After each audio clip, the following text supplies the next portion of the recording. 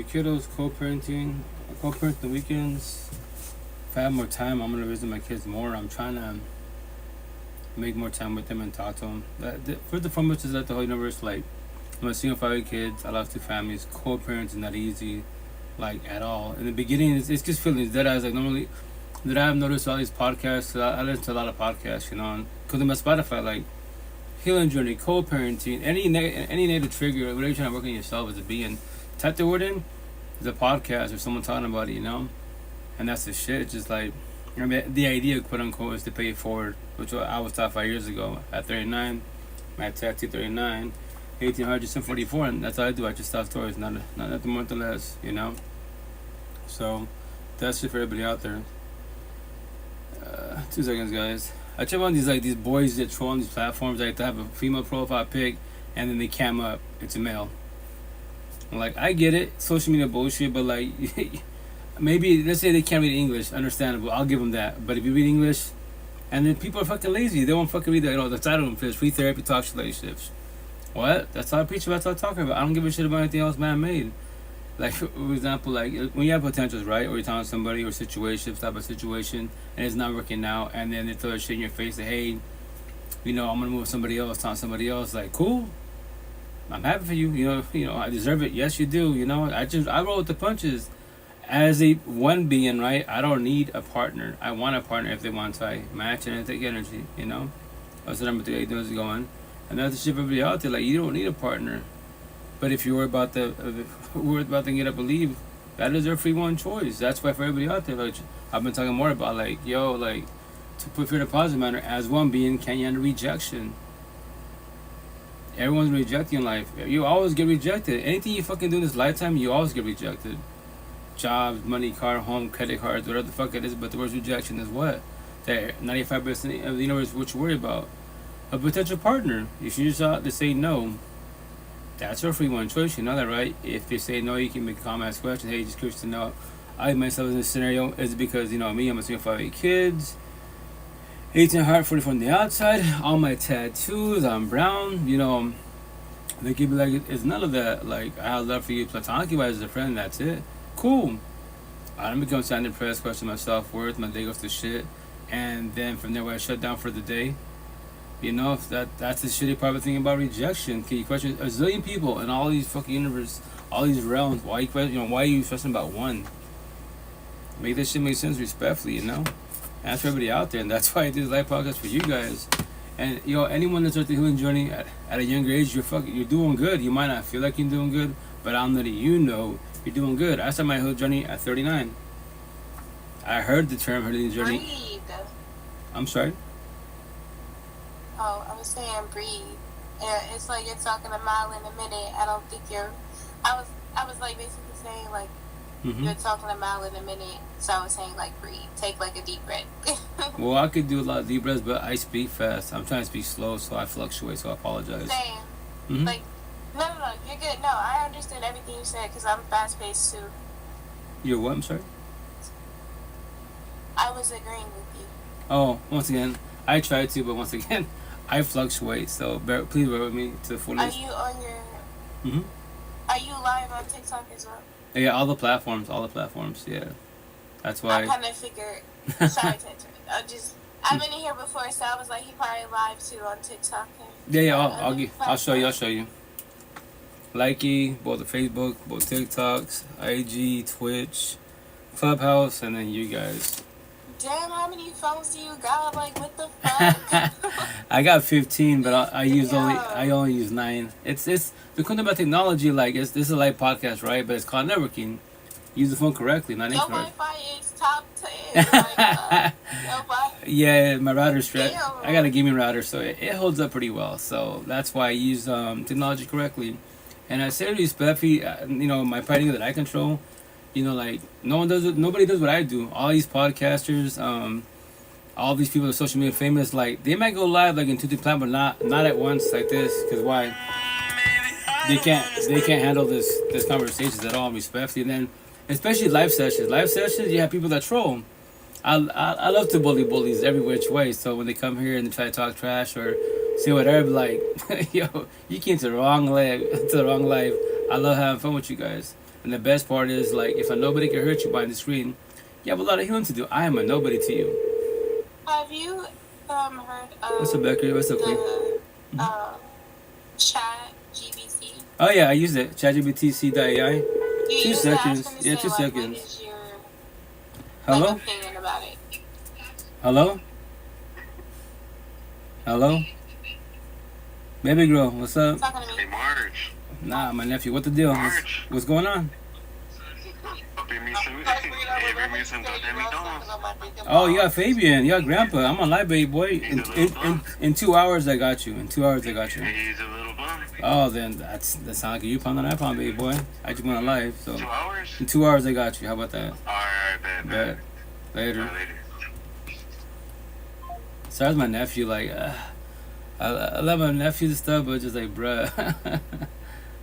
But I'm sorry, what were you saying, Queen? I was gonna say, what are you doing up so late? They be young generation, like, you know, he's 17, I believe.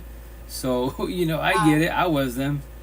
You do a couple bids as far as you've been down the road with the rest of us, huh? As far as hey, actually, I hear you. When you're youngster, sipping some beers, you did a lot of retarded shit when we were like youngsters, and then now you're focused. Yeah, I talk to my nephew every day. Awesome. I hear you that one, bro. Oh, I don't like 10 kilos, but respectfully, like, I'm no prison tattoos. My tattoos are enough to life. So respectfully, when I say this, everybody has right to judge. I love getting judged. Like, judge me, communication, observe me. All my tattoos are mapped to life. Respect when I say this, 0.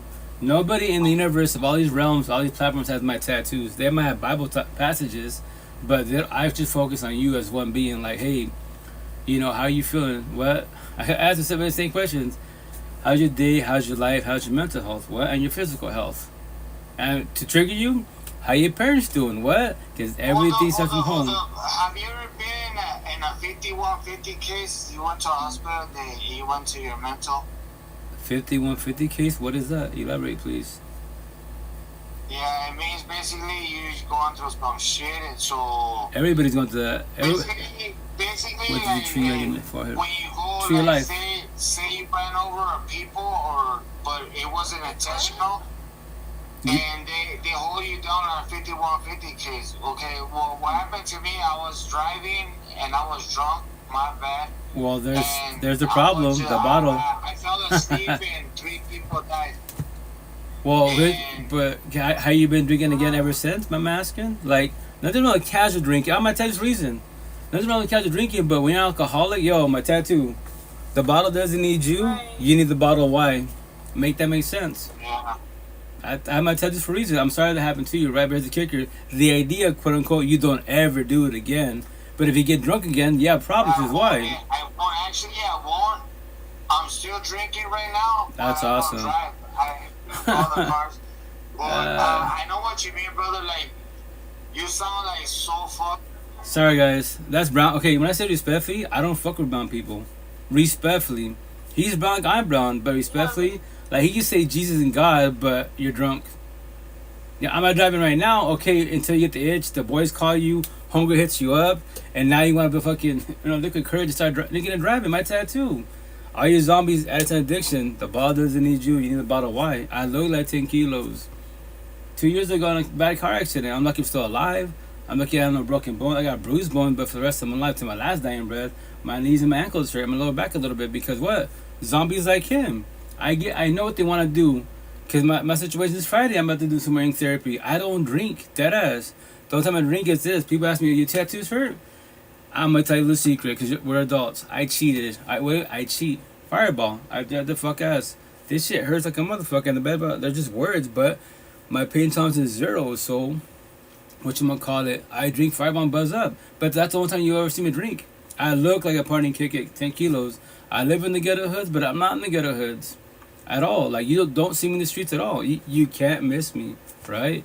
So respect for you, like, brown people. I don't mess with brown people. Like, the queens, potentially in the healing journey, but even then, the way I speak, I'm too much for them. Especially when they shoot the shot at queen, respectfully, like, God can't do it for you. What? We're born and raised Catholic, right, Christian, right? That God could do it for you. If that's factual, then why are you suffering? To this day. Why do you give us boys, fuck boys, a chance? And I scenario, if I'm your partner, I emotionally cheat, very physically abuse, and I'm fucking whooping your ass, and God can do for me? Will God be a fuckboy? Will God whoop your ass? I doubt it very much, so why do you allow me to whoop your ass? Respectfully. And then I tell them, this is a scenario, not even factual, and they stay quiet. But God, I know we're raised and we're taught that, but if that was factual, then why are we speaking to each other? Here's the best part.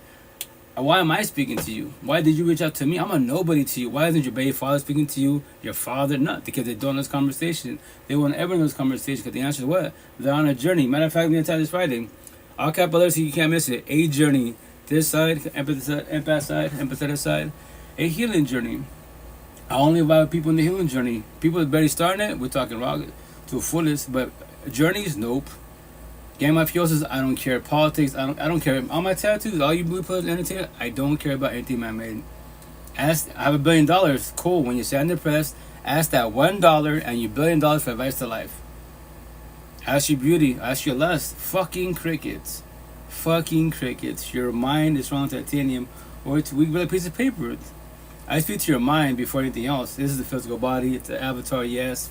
But if I can't talk to you, then what am I doing with you? Especially as a potential partner. Everyone's broken. What? Everyone's broken initially. Day fucking one. That's what the term's called what? The biggest term in the universe that normally says a lot. Before all this healing journey, before members. It's called what? The generational cycle. You want to see your future? It's so black and white, it's pathetic. Look at all your toxic ass family. All of them. And then you and your part of middle school, high school, like all my kids, 8 of them. All you middle school, high schoolers, you have these little feelings and bullshit that ain't even factual. But look at you as a couple, toxic in middle school, high school. Especially now young cats because of cell phone. Look at both your toxic fucking families. Your future is literally in front of your face. 20 years from now, become your toxic ass parents. Go divorce, go breakups and bullshit. Look at your grandparents. Your grandfather is 70 years old and still a fuckboy. And he loves God, Allah, Muhammad, the universe. 50 years from now, there's your future. Oh my gosh. Life's so hard. It's so easy. It's pathetic. We're just not raising correctly. Every which way. Why am I saying what I'm saying? Respectfully, no one told me this shit till 5 years ago. At 39. What's up, fucking? How you doing? And I say respectfully, like, I just tell stories. Nobody has to comprehend me at all. I know the way I speak could be kind of blunt, but I'm not here to sell you dreams. Keep it 100. You're doing good. Queens, give him a chance. Because God, Jesus, Allah, Buddha, Muhammad, the universe, the spirit of your answers, will change his ways. I know the answer, he won't. He can't. And when people get triggered, what do you mean higher source can't? He can't do for nobody at all.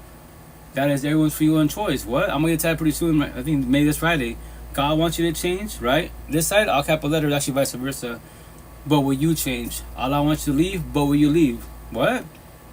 And back in my neck, so you stand behind me and say, every day above down, we all have free will and choice. What are you choosing? What are you doing? To be empathetic? That nice guy, to be narcissistic? The bad bag of fuckboy fuck girl? A premeditated choice. Where you are not changing, you are choosing. All that behind my neck. So when you stand behind me, and you read my neck, what the fuck? There it is. You should bring the kids to our house one day. Who is this? Do you know me or no? Well, to know someone's name, your name is Falcon with a miscellaneous name. So respectfully, I don't know who this is at all. If you want to elaborate who you are, go for it. But I don't know. I'm not a fortune teller. I can't. And once again, no face, no case. Keyboard warriors, you can do that. But you do it for a reason why. Because you worry about what? And I get it. Your reputation. That's the cool thing about social media. And Maria's son. Oh, what's up, Jaden? One of these days, nephew. One of these days, I'll see what's up. I'm on. Jen's rules, not my rules. I just do co-parenting, and whatever she says, I go with it. So that's the part of co-parenting, and I say respectfully, like when it comes to court systems and in general wise, they always favor the women for the most part. So my situation, the co-parenting, I bite my tongue best as possible, and yeah, it's not easy. Trust me, 8 kids. It's not easy, especially with the youngest 5 boys and then my youngest daughter. So speaking of my youngest daughter, she's like, Dad, like she wants to move out. I was like, next year when I become 16, I want to move out, get my little apartment. I go, babe, with the part-time job, we can do the part-time job, especially with the economy. I go, babe, you want to go into the matrix? I wait till you graduate. Oh, go to college. Cool, go to college. Nothing wrong with college. But you're going to go to the matrix with us older adults that are fucking destroyed. Especially a lot of these boys and girls narcissistic as fuck. They'll say God, but they're fuck boys, fuck girls. And they love Allah Buddha, but they're garbage. The energy is fucking basura. All my tattoos for a reason. I don't sit here and I have compassion for the universe. I don't feel sorry for the universe. Is that all? Why should I? especially all you circles. My nephew's like, what's empathist? What's narcissist? I go, exactly, what is that? Nobody knows this shit for the most part. It's only if you're in the healing journey. The queen's more for the most part on the overall, but that's what my tattoo says right there. So if you're my tattoo, if you're a circle, that's all you fuck girls, and you zombies, addicts and addiction. You're the worst people to deal with. Because you'll verbalize, I want love. How can you say you want love, but you hate yourself? Make that shit make sense, especially the worst ones. All you zombies, addicts and addiction. Shots fired. I don't even know you. If I trigger you, I did my job. I respect your boundaries. You don't have to elaborate at all, but here's the kicker. How can you say you want love, but you won't talk to nobody? Which is your free one choice. Respect your boundaries, but the day this person that you love, quote unquote, and you're interested in, these feelings, quote unquote, and they ask to take what I asked you, what are you going to do? Push them away? Crucify them because you're not ready to talk about it? Then stop saying you want love. You are toxic love. Dead the fuck ass. I'm gonna actually tattoo pretty soon, probably next in 2 weeks from now, next session. What? On this side, what you call it, back of my bag, it's gonna say, how can you be a weak, narcissistic, bully, dash, trying to remember the words, racist, and think you are a good person, a religious person, a spiritual person, an atheist person? Make that make sense. You are good for the streets, comma, toxic love. You are not good for home's love. And at the end, respectfully, what? Shots fired. I don't deal with toxic love at all. You know, what's up? How you doing? Whoever said my name, Marge. What's going on? How you doing? But I said respect once again. And EV Queen, you can speak whenever you want to. I just be talking. If you want to jump in, you don't have to jump in. I'm gonna go play Fortnite. Drop bodies, man. I haven't played games for a minute, man. I've been so busy. It just eventually when I catch up myself, I'll do some more gaming therapy. I love zoning out, just bullshit with people. But the downfall nowadays, like, it's not like take care. Not like back in the days when I was playing back in the day, like, you know, 95, 2005, whatever, where people respect it. They want butterfly unicorns. You can trash talk bullshit, you know, troll all the fuck you want. Now, Marge, get a chick who, okay, sounds good. If you get a girlfriend, what will happen? What will that do for you in life? Nothing. Exactly. So that's the shit for everybody out there. Like, all you boys and girls that you think that, you know, getting a partner will make your life better. Getting married, having kids will make it better. Yeah, sure. Get bandaged, cuts and wounds. All my tattoos, 95% of yours, these are your cuts and wounds. Wide open, chilling. Healing? Potentially. Are they healed? No. Are you ready for the market? Yeah, I got 2 months in the market. After that, I'm done. Can't wait to start. Matter of fact, tomorrow morning, I'm going to DoorDash to Seattle, man. When it comes to October, I'll be there 5 days living in my car. And the weekends, come back home. Chill with the kids, co-parent, do the same routine. You know, and then that I won't be doing live sessions Monday to Friday for the most part. Maybe like Saturday a little bit. But that gives me time to do what? Catch them on podcast. This is a live podcast every which way. That's why I say respectfully. Nobody does what I do. I challenge every being in the universe. My face tattoo. All the fine Latinas wearing the market. Not that many Spanish girls. That's more like white, Asian, Middle Eastern, which is they're beautiful people in general wise, and they're fucking squares my tattoos, empathetic as fuck. And I'm famous in Seattle at the farmers market because my tattoos. All the queens. The only reason why they speak to me on the overall because of my tattoos, not because of me. That's after the fact of my tattoos. They hear me speak, the conversations. I've seen you on Likey 2 years ago. Oh yeah, what's up, Captain? Oh yeah, no, I'm still on Likey. I'm still on all these platforms for the most part. And I just pay it forward once again. Nobody has to be here. I just told it for you guys, especially younger, so you don't fall on your face and be fucking destroyed and question your self-worth to fuck 50 plus. I speak to other cats that older men I am, and I'm just like, bruh, Mars got hacked. I did got hacked. Let me tell you a little story about it fast. When it comes to hackers, like it was one of my followers, more likely. Check it out. I've never had no issues for the most on these platforms. TikTok initially a little bit, but the cool thing is because remember, positive talk does not make money at all. Just to let you know, to forewarn you. Who says what I say? Any platform. They'll say God, Jesus, the healing journey, especially the male. Not many of us out there, right? And that's a respect for you. So initially they messed me that I couldn't go live, etc. So that's why Talk, you know, if you want to test if you're being like watched, quote unquote, by these platforms and the geek techies, install a VPN, and what the VPN does is like basically match your IP address. So from there, I tested like 5 years ago, and I was like, look at that. I made a TikTok about it. If I go live, check it out. I can't go live. But if I turn the VPN on and I go live, look here, I can go live with you guys. There it is. I'm being watched. Cause why? Positive thought doesn't make money at all.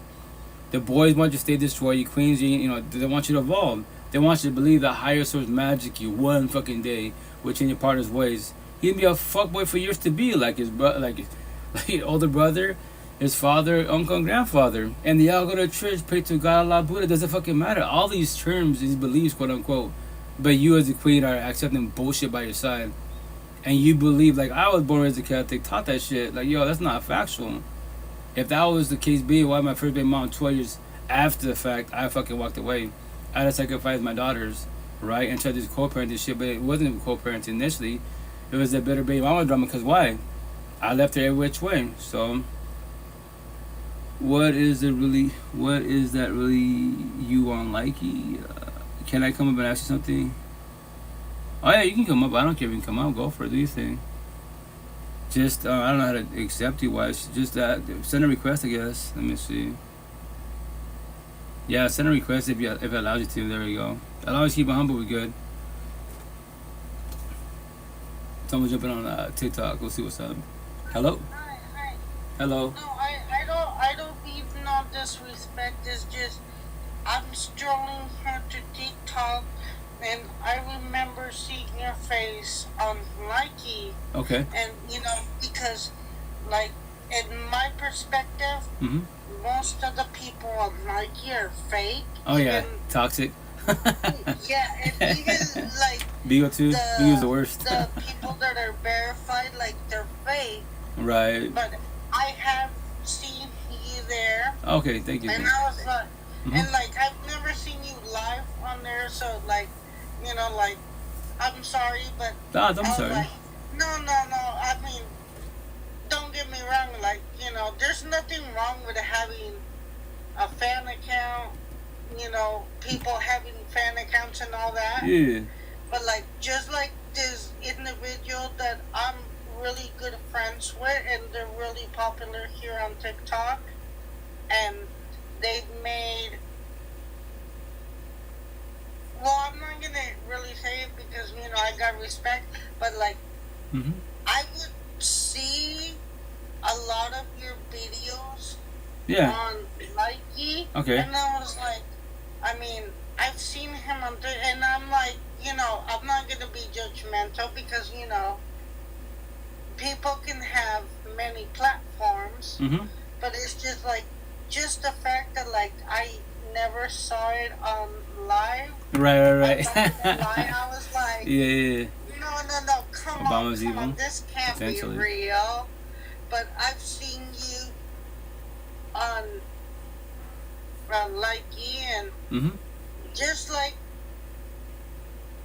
honestly, I haven't seen as much as I've seen on Likey and TikTok. Okay. But even on Likey, like, from what I've seen, you're a very respectful individual, and you're always talking about very positive things and all that. But like, in the back of my mind, I was always like, is this really him? Or is he doing his life from TikTok? Yeah. And now I finally run into you on TikTok. Hey. So I Technology. just wanted to ask if that was really you. Oh yeah, no, that's a really good question. I'm happy you're asking that. Like, that's the intent. Like, remember this on social media, all these platforms, these influencers, quote unquote, right? And they can act nice behind the screen. I tell people, like, are they actually acting nice, or are they being nice? Especially like, locally wise. So don't fall for that every which way, at all. In my situation, what you see is what you get. I am the way I speak, the way I carry myself behind the screen, face to face. That's how I am as a being. I don't change my ways for nobody, respectfully. And not just that though, but like, a lot of these fakes, like, they tend to like want right something. now, Simon K. Queen. But the like profile that I've seen of you, I've never seen the profile ask for anything, and that's why I was like, wait, it can be real. But because I've learned from experience, like, the fakes, they always want attention. They always want attention. Always. And well, I mean, yeah, it's social media. Lie, right? They always want attention. It's social media. It's for the dollar. Yeah, the dollar, the likes, the beans. Yeah. But I do want to say, since now I have run into you on an actual live, like whether I ran into you on this live or that, I wanted to let you know I love your content. Oh, thank you, Queen. My favorite part about you is you never sit there and say, hey, give me super likes, give me gifts and all that. Beg for like, $1. All I ever see is like, I see a lot of your content. Yeah. But like, none of it ever asks for anything. Nah, and I just tell stories. I like. Whether it's you or not, that's a different thing. I'm so glad that right. You know so to me. Finally ask you if that's really you. Hey, thank you. Because like when I joined Likey, I started to learn that a lot of the verified people on Likey are fake. Yeah, it's fun for the dollar. Once you make it viral on these platforms where you have status, quote unquote, like the fame gets to the head and it's for the dollar and that becomes their income. And I get it for the most part, but once again, my situation, like, it'd be nice to blow up, you know, like tell people, trust me, the day that I blow up here, I'll take care of you guys.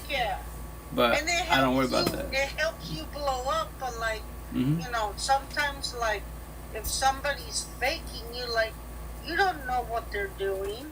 You don't know what they're doing with your content and all that. And that's scary. Because like, for example, for me, go for it. I'm a nobody. And same here, Queen. Know, I upload my dog videos and all that. And believe it or not, I've had some fakes. But I haven't had the good experience. The fakes that I had. Queen. Yeah. Like, oh, just go at me on. And it took me the longest time to learn what the hell just chat or just talk or whatever it's called. I don't know. And I was like, what the hell is that? Well, once again, like... Well, I haven't had that great. And I'm not even, you know, anybody special or anything. And when I learned that, I was like, oh my fucking God, like, fuck that.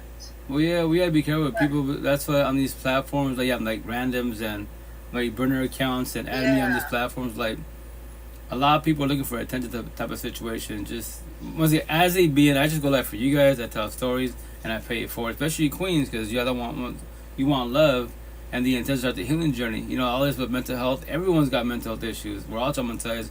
We're all toxic to the fullest. And also, you know, a lot of people just want to make friends. Like, for example, yeah, that'd be cool. I want to make friends, but I don't want people to use my face on those kind of things. And that's why I just started to be like, you know what? I'm gonna upload videos of my dogs, etc., etc. Here and there. It's your platform, like, Queen. Yes, I have uploaded. What's up, Cultural? How you doing, King? Of my face, but it scares the living shit because I'm a nobody. So like, when they do these kind of things, it's like they believe it, and I'm like, but that's not me.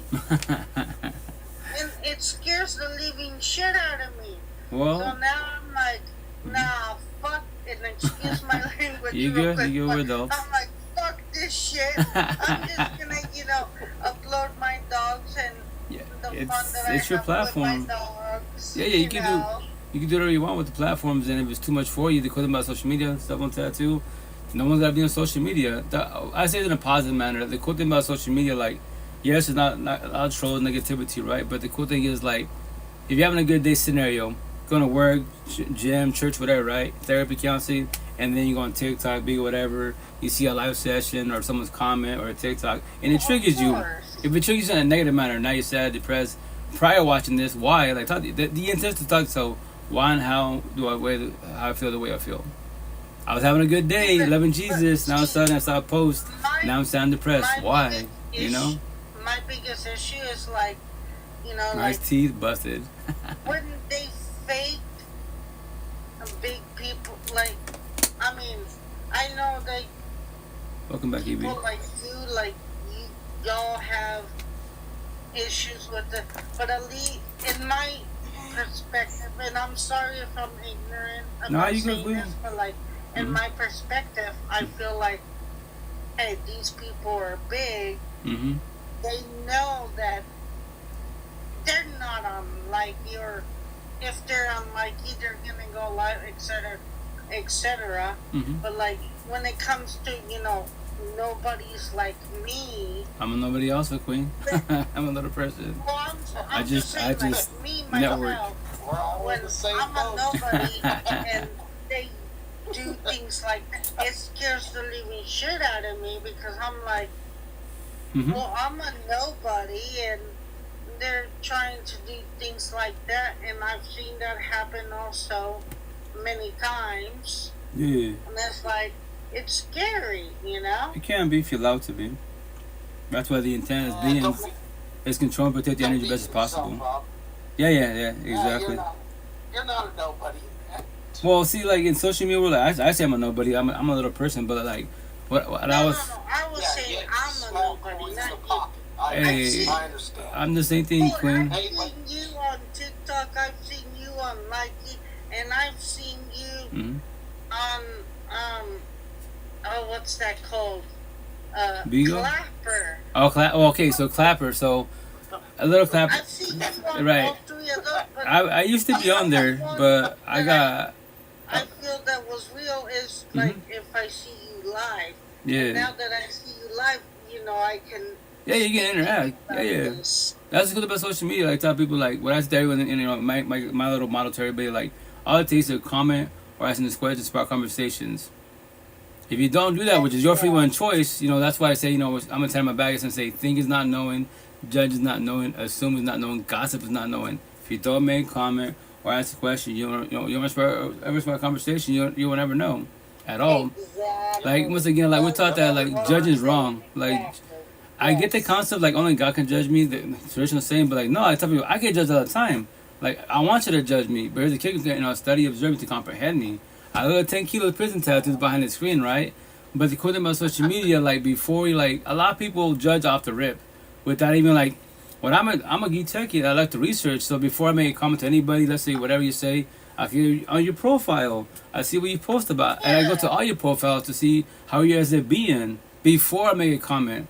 That's why scenario, all these live sessions, especially if I'm a blue pillar entertainer, I can do black versus white, you know, Christian versus Buddhist, right? And then all these positive people, spiritual people, right, religious people that claim higher source, but now they're each other's throats. And before I comment, I'll research your profile, like, well, they have a family, they love God, Buddha, whatever, but now they throw somebody on a comment. Make that make sense. Say, bro, more hugs, less drugs. Like, believe it or not, you're a big person. Like, I think I just tell stories. You all over the place. This is the first time I've ever seen you live. Oh, even you good, Queen. It's a seen follow you on all from over the place Likey.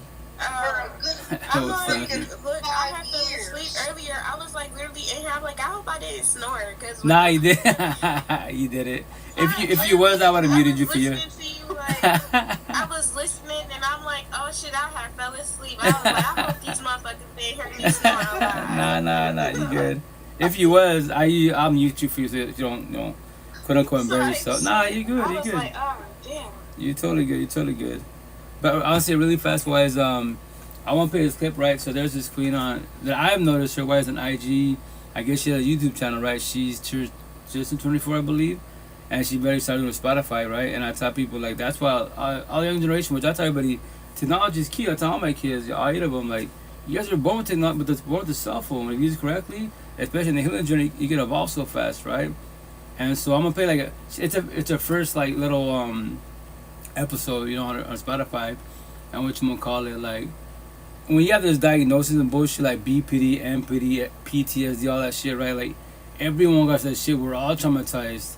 Nobody has to believe that. If you want to go to a doctor and get like, you know, fucking label and stamp, and I said respectfully, I say like I might trigger a lot of people to say this, like especially the queen of TikTok. They'd be like, you know, I got BPD, right? So dating people like it's hard. So I made my comment, okay, if you got BPD, here's the best part.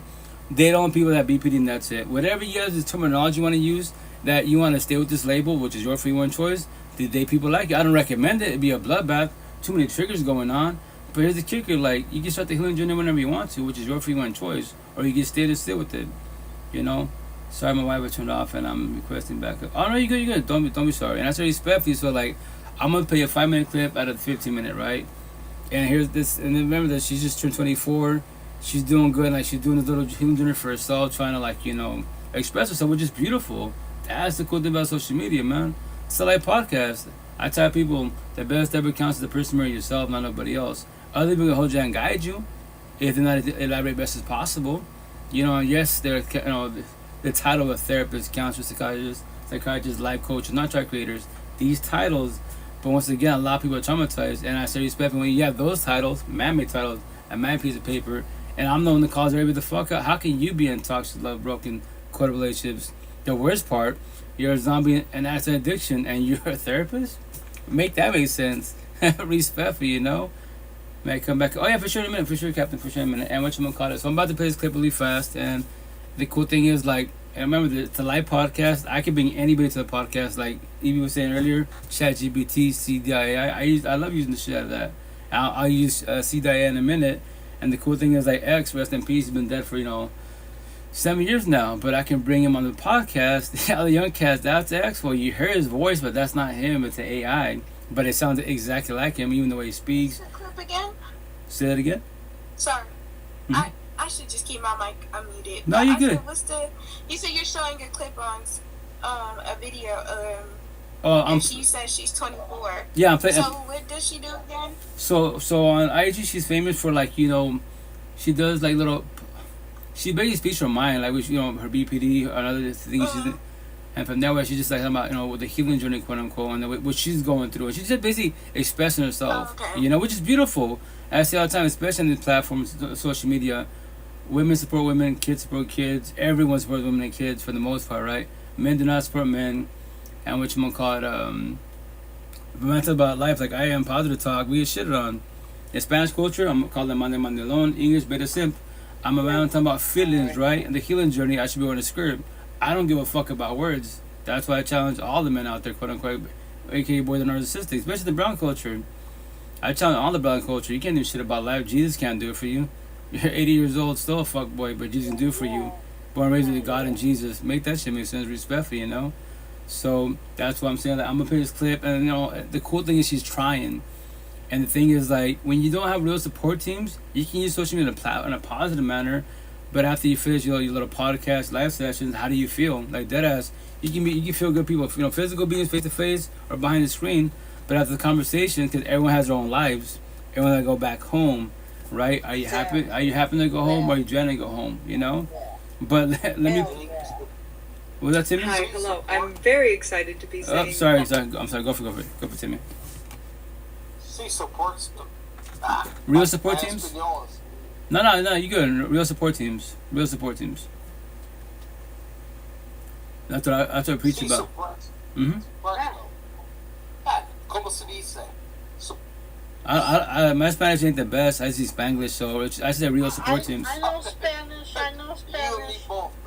Yeah, so when it comes to like languages, right? Like scenario, let's say, keep it simple. Let's say you're Mexican, right, or Chicano, whatever, Dominican, Cuban. Keep it simple. Your family's Spanish from Spanish culture, Hispanic and Spaniards, but you don't speak Spanish, or it's all right, and then your family gives you gift. Oh, it's okay. Once again, it don't matter. I speak Spanish. That's cool. Let him speak in Spanish. Oh no, I comprehend Spanish. I just don't say I don't speak it to the fullest. No. But once again, that's the shit for everybody out there. Don't worry about languages. Like, if you let's say whatever tongue you speak, whatever culture base you are. Can I ask another question? Go for it. Okay? Go for it. Um, Yeah. in my section, it doesn't show the girl, but the girl that was asked, or not asking questions, but saying something. I'm sorry, I don't know what her name is, but Evie? I would love to know what question she has. Oh, it's because you asked about the clip they're about to play. You talking about me? Yeah, you, She Evie. talking about me? Yeah, Evie. And Yeah. it's because I'm gonna play a clip. Hold on. I'm playing a clip. Start asking. Yes, I was finna say, like, what you asking about me? Listen, I was finna be like, huh? What the fuck you look? I was finna listen. I was finna be like, huh? What the what you want with me? I'm paying attention to what you're saying, and listen. I was ready because I'm like, listen, I'm chilling, listening. Nah, no tension. No tension. My situation, the live podcast, like I don't respectfully like the cool thing when you do a live session is your live session. I have try to control it best as possible. You can block anybody, mute anybody whenever you want to. Was bringing up yeah, ma'am, you were bringing up some good questions and all that. I mean, no disrespect. I wasn't sitting here and going, "Oh, you're a crazy person," or none of that. No. I was just saying.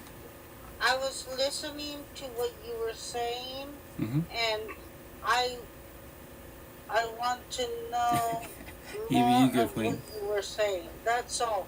I was not saying that you're a crazy person. No. Like that. I was not saying none of that. Right, Evie. But no, so she was asking about the clip about to play. So I'm saying the clip about to play. She's 24-year-old.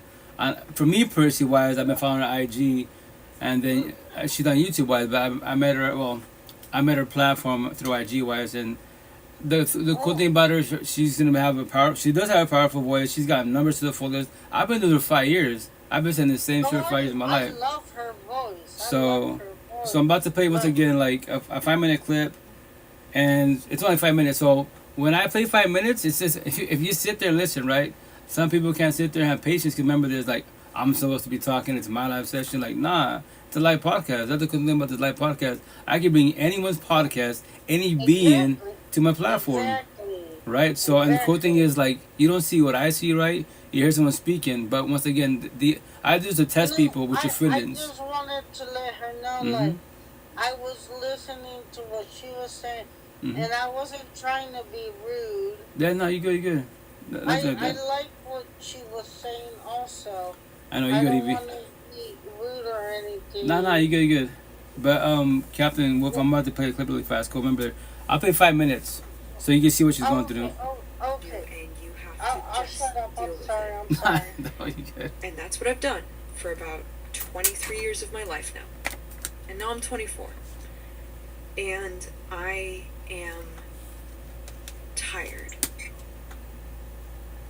I'm tired of feeling weak. I'm tired of feeling out of control. I'm tired of feeling the chaos of not knowing where my future is going. Because for the past 2 years, I've been doing some soul searching after I lost my career as a ballerina, after retirement, basically. I retired when I was 22. That's a huge thing. Most people retire when they're, 60s, 70s. And I retired when I was 22 from my first career as a ballerina. So obviously it's going to take a little bit of time to figure out, what the fuck do I want to do with my life next? But during this time, I also got diagnosed with BPD and Ehlers-Danlos, which is such a curveball because it's been such a limiting factor to my mindset, because every time I want to go for something or have a dream, like get a PhD, become an ultramarathon runner, because these were the two things that I wanted to do all along. But after receiving diagnoses, I was like, oh, well, I can't do that now because there's a few letters that I have to put on every single form that I fill out at every single doctor's office from now to the day I die. These couple of letters that now follow my name, not because I'm a doctor or a lawyer, but because I am sick. Hi, Editing Bailey here. I actually went into a complete spiral about this at the dentist's office because I went in there to get my teeth cleaned. And it was like, oh, what conditions have you been diagnosed with? And I'm like, well, fuck. I have to write both of these things on this form. And it was just like, holy shit. It's not that it's a part of my identity, but it's something I have to tell people about because it deeply affects every part of my fucking life. And it's like, why was I born this way? Why was I born this way? And thinking that all the time, like having that follow you around, like, why was I fucking born this way? Why couldn't I have been born different? Why couldn't I have been born better? It limits your mindset so fucking much sometimes. And so I'm doing this project to get out of that mindset, because if I stay in this mindset the rest of my life, I will ruin my life. These things that I was born with that I wish I wasn't has created so much pain in me, has created so much instability in me to know that I am stuck with this till the day I die. Like, this is what I've been wanting to do for a while. But I keep telling myself I can't because of these diagnoses. And finally I just looked at myself in the mirror the other day and I said, you know what, the world's handed you chaos and pain and fragility, but that's not the end of your fucking story. You know, you can decide almost stubbornly, almost wildly, to turn that pain, that chaos into purpose. So what, you got a few letters that follow your name. So what, some people gave you lifelong diagnoses, chronic illnesses. Who the fuck cares? Who the fuck cares? And this isn't to prove something. This is just to become something. Something that I want very deeply. And there's something in me that refuses to die very quietly. I feel this hope in my bones that I can't explain. It's like my mind has completely given up. My mind has completely said, I'm done. I'm dusted. I don't want to do this. I just want to lie down and be done with this. Give up. Like, just idly coast through life, work a minimum wage job from now till the day I die, delete this YouTube channel and just be no one. And it's like there's something so deep in me that knows that I am capable of more, even though I cannot logically see how I will do this. And I'm doing this because somewhere in me, I believe that even in my brokenness, I am capable of something extraordinary. Hello. I'm doing this because my life is art. I have to move. I have to speak. I have to run. I have to learn. I have to burn, and I have to try. I don't know why I was born with this kind of will. I think it's because I'm a master of endurance. Hey, what's up, number 2? And remember, that's a clip. So once again, 24 years old. They put them at Spotify. I don't know if you guys like me. Yeah, I thought we was gonna listen to the whole shit. You want the rest of it? I'll play the rest of it. Yeah. I'll play the rest of it. Yeah. Killing me. Listen, because she said, Go for it. okay, with the part that I like, was she said that she felt like she did, like she was retired ballerina, but she felt like after she retired, after she got diagnosed, she felt like she couldn't do nothing, but her long-time goal was to run track. But my whole thing is, like, sometimes, like, I feel like, Go for it. Like, me personally, I heard something that she said about, like I have depression. I suffer from depression. Like, it's not something that I just, like, exactly, recently, I did. like, it's not, can you let me finish my thought? Like, no shade. But it's like, it's not something that I just, like, happen to have. I kind of, like, recently, like, got it, actually, like, I would say a year ago. Yeah. Like, traumatically, my grandmother passed, and it was like, watching her decrease, day by day. She had, like, sundown syndrome, and not only did she have that, she had Alzheimer's, and she had dementia all in one. So it was definitely, me taking care of her, trying, it was just a lot. Yeah. And then seeing her, pass away in the house, and seeing them take her and put her in her, and it was very traumatic. It was a very traumatic experience.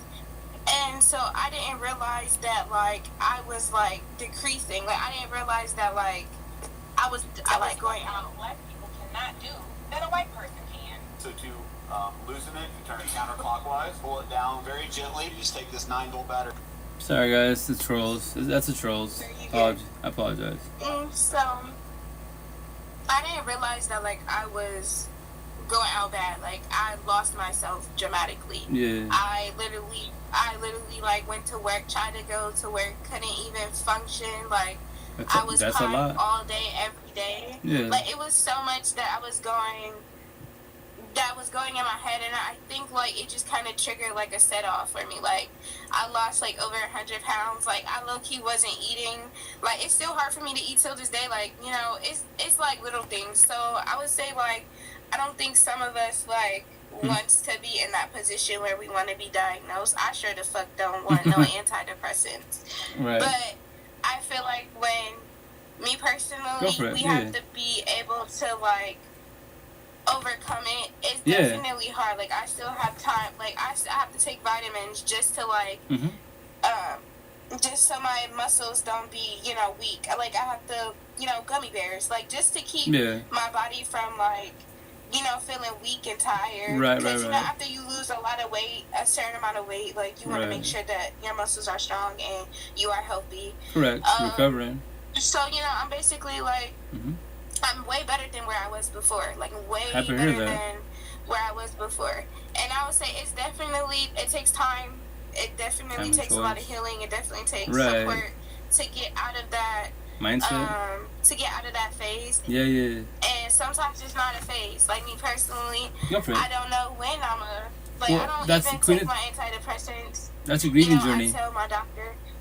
I tell my doctor all the time. I tell him, I said, listen, I'm way better than where I was. Yeah. I told him, I said, I don't need these pills. Like I'm literally in therapy. Yeah. Like I basically told him, I said I needed it, but I said now that I'm getting back to myself day by day, I don't need them. I said eventually I'm gonna I was like eventually I'm not even gonna need a therapist. Yeah. But I said right now, like I feel like sometimes people I feel like some people do take advantage of it. Some people do take advantage of diagnosis and all that, but I tell people all the time, it's just a journey. So if we do get diagnosed, it's just a journey that we're on to get off of it and try to heal ourselves from within. Facts. You know? No, yeah, Queen, that's beautiful, and that's the intent. I'm saying, like, I'm older than you, and then the Queen right there, she just turned 24. I'm 44, so I have a 20-year age gap, right? So my situation, like me.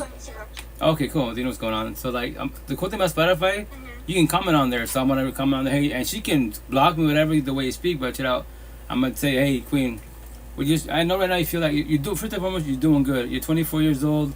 I saw you on IG. I scoped out your YouTube wise, and now you're on Spotify, and you just kind of speak your mind, and which is cool. But if you want help and guidance, too much. Go for it. Like when she was speaking, I think she's putting so much pressure on herself. Because that's like something that, like hearing her talk, like I kind of can relate because it's like we gotta do this, we gotta set goals, we gotta find a job, we gotta do. Like it just seems like she has so much pressure that her life looks like all these different obstacles. So hearing her speak, I can just tell like she has so much pressure to be this person, and I think now that she's on her journey, she's trying to find herself. And that's exactly like, in our 20s, we shouldn't have to be worried about like. Honestly, I feel like we shouldn't have to be worried so much about our future. Like I feel like, in our 20s, we're not gonna all be sophisticated. I feel like we should just take a breather and just find what we really want to do instead of like being so peer pressured by our family, social media environment, parent or guardian. Right. Like, No, facts. Let us find our own journey. Let us find our own path, because the more you keep preaching to us to do this, and the third, we're gonna do the total opposite. Like, come on. So facts. It's just like, because I'm 22 and. I'm literally going back to school for Homeland Security. Like, there you go. Hell yeah. Just let us figure out our own path. Right. That's beautiful. I'm happy for you. Well, I'll put my 2 cents in. Go for it, Timmy. I stopped my family. they tried to put pressure on me, I stopped it all. That's good. Rejection protection. So the house, everything I bought, I put in so much work. Yeah. I was doing 100 hours a week, 7 days, every day. Yeah. So now I own everything. That's good. I'm happy for you, King. Oh yeah. And so my family can't come at me and say, right. well, you know. Yeah. Coach Rito. Yes. Coach Rito, I'm gonna tell you this. Go for it. My one buddy asked me for $500, right? Yeah. Good friend. Good friend. Okay. Great friend. Awesome. I only had $700 in the bank. So like, my mom's got all kinds of cash. So I call my mom and I go,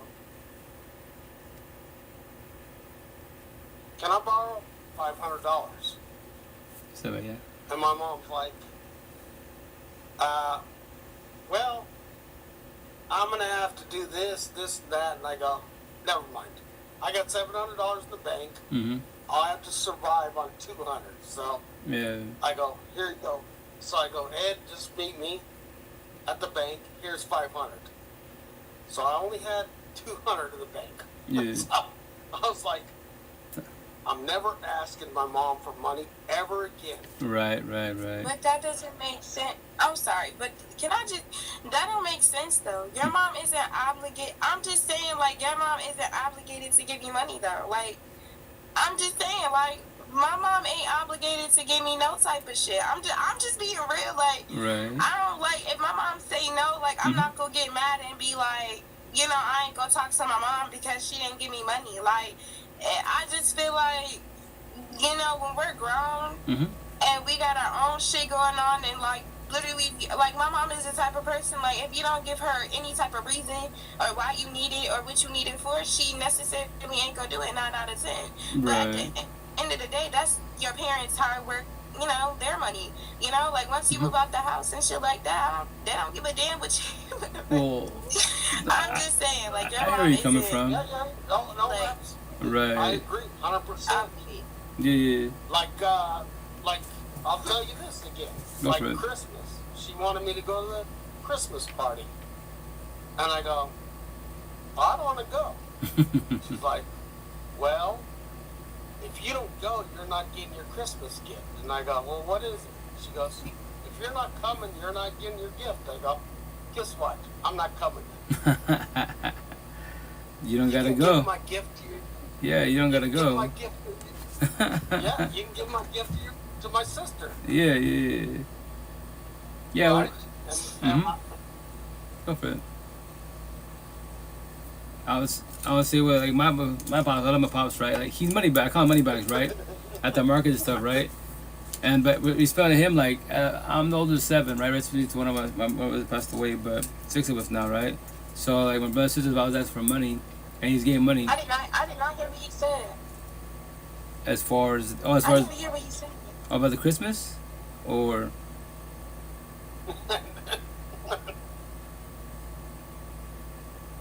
hey, Evie, me or Timmy? If you're there, Evie. yeah, you still there? She might be lagging potentially. But anyway, oh, there you are. Evie, you hear that or no? Or are you lagging? Huh? Who are you asking, Timmy wise or myself wise, as far as what he's when you made your? Damn, why can't I not hear y'all? Oh, it's fine. It might be lagging potentially. It could be the servers on Bigo. I can't hear none of y'all. Oh, if you want, move to the box number 2. It might. Or get out the live, come back in the live. Either or. It could be the server. Yeah, type shit.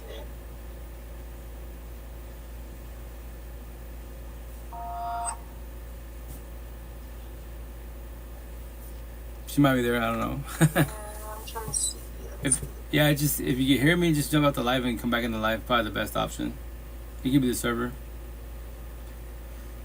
But like my pops, money bags, right? So I don't ask him for money because, I can hear you. okay, every time I ask for money, when I was, years ago, he'd just give me, even for $1, get a lecture. After that, I was like, you know what? I won't ever ask for $1. And then after 5 years ago, when I was going through my breakup wise, I was a people pleaser. I was like, family and friends asked me to do errands and stuff, doing favors, I would, right? In my situation, I still sabotaged my life, my relationship, my ex, and the kids, and the overall because I put everybody, the mother, before my partner and my kids. I want to ever do it again. That's why 5 years ago, when I started saying no to everybody, you're the devil. That girl made you crazy. I'm like, no, because I fucking put you guys and family, quote unquote, friends in front of my partner. Like, no, that's priority. I did it backwards, but remember, no one taught me this shit.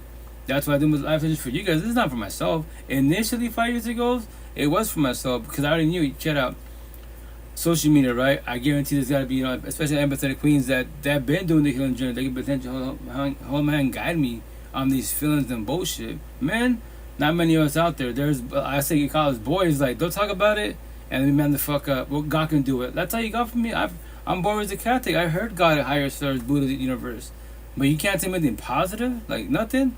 That's what I'm saying. I'm here for the now. But like he was saying, like, he was saying, like, go for it. His homie needed 500. Like, yeah. I'm just trying to, okay, like, maybe because I'm young. But potentially. He said his homie needed $500. Right. But my whole thing is, I'm just saying, oh shit, I dropped my phone. Oh my goodness. It's like, no, I need to smoke. Okay, he said, damn, I'll break it up again. Fuck.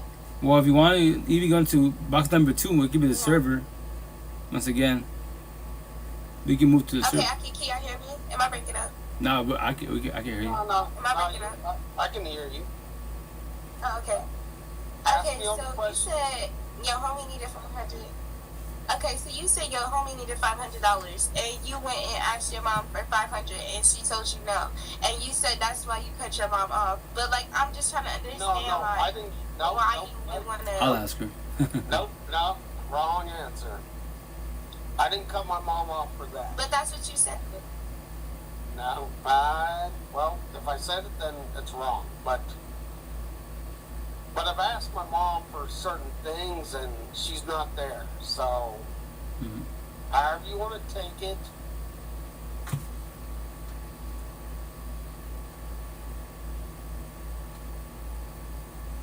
And then, Evie, by chance, are you on TikTok or no? Oh, yeah, I'm on TikTok. Honestly, I don't know if the server's acting funny on your side. If you want, you can jump on TikTok if you want to. If you want to jump on there also. Whatever works for you better. Because sometimes Bigo will be acting up. Which me personally, as a geek techie, like, I tip on all these platforms, right? These platforms make money, hella money out people in live sessions, right? Hella money. And you would think, quote unquote, that they would take care of the server. Like, have all this shit figured out so we're not lagging, glitching, none of this bullshit. But they're just, I don't know. That's what part as a geek techie that I'm dumbfounded. They make zillions upon zillions every fucking night. Every day for sure, but every night out people type of situation. And they can't correct the servers. That to me is mind blowing. Like, bruh, you got zillions of dollars. Cause remember, there's like my situation's a live session. I don't make money off this. Go for it.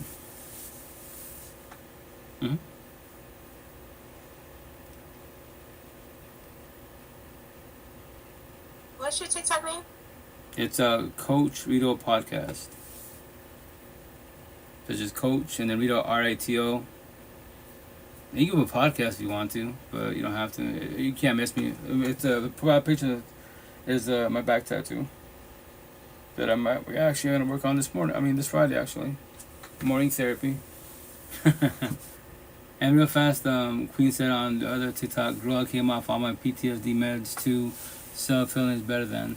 Exactly, and that's the thing, like, maybe in the beginning you need it, quote-unquote, but the intent is not to be codependent of it, because the day you don't have that, then what? Now the feelings kick in, and that's why I say, the healing journey is very painful, because you gotta feel your feelings to comprehend to evolve in life, the intent of these type of codependency. You don't need people in life.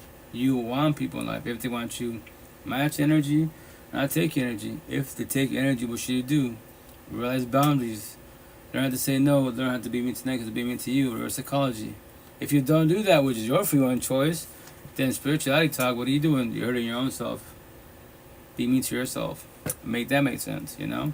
That's our rejection protection. My situation, yo, my mom to everybody, yo, all these realms, all the universes, if you play dumb, I'll play dumber. If you play stupid, I'll play stupider. If you can't handle words, please don't open your mouth. I will traumatize you. I promise you, I'll traumatize you. I'm sorry, Queen. I mean, Evie.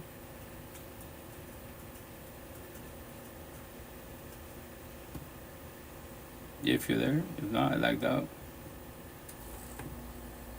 It might have lagged out. Anyway. Oh, what up, bro? I said, man, what's going on? What's going on? I think it's crazy you guys are talking about like cutting off mom money or something because I'm not necessarily going through that, but she takes it that way sometimes, and you kind of know a little bit about it. Yeah, no, it's about my kids, you know. Yeah. It's about my kids. Right. Like, it's not even about money. It's not like I want her to go get a lawyer for me. Right. To fight my kids' custody, but it's more like a lack of her, like caring about the situation. Like I feel like. Like I feel like she has no concern, bro. Like my kids are in the care of my ex, which she was molested by her stepdad, and you know, that stepdad is still. Let me finish real quick. Her stepdad is still involved, and is still married to the mom, you know, and like you know, now she has a boyfriend that's around my kids and stuff, and I just feel like damn, my mom could. Like I feel like she don't even care, bro. Like she thinks they're safe with her, you know. And it's not about telling me what do you want me to do? You want me to go get a lawyer or something? She's like, I'm not gonna do that. I'm like, that's your problem. Right. That, but show some fucking compassion for the fucking situation. Act like you give them. Right. That's why I'm with my mom. No, and Mona, you good, and that's care about my kids, right. Bro, and they're her grandkids, and they're the only ones she has. My older sister, my little brother don't have kids. I'm the only one, so those are the only grandkids. So it's you like good, Evie.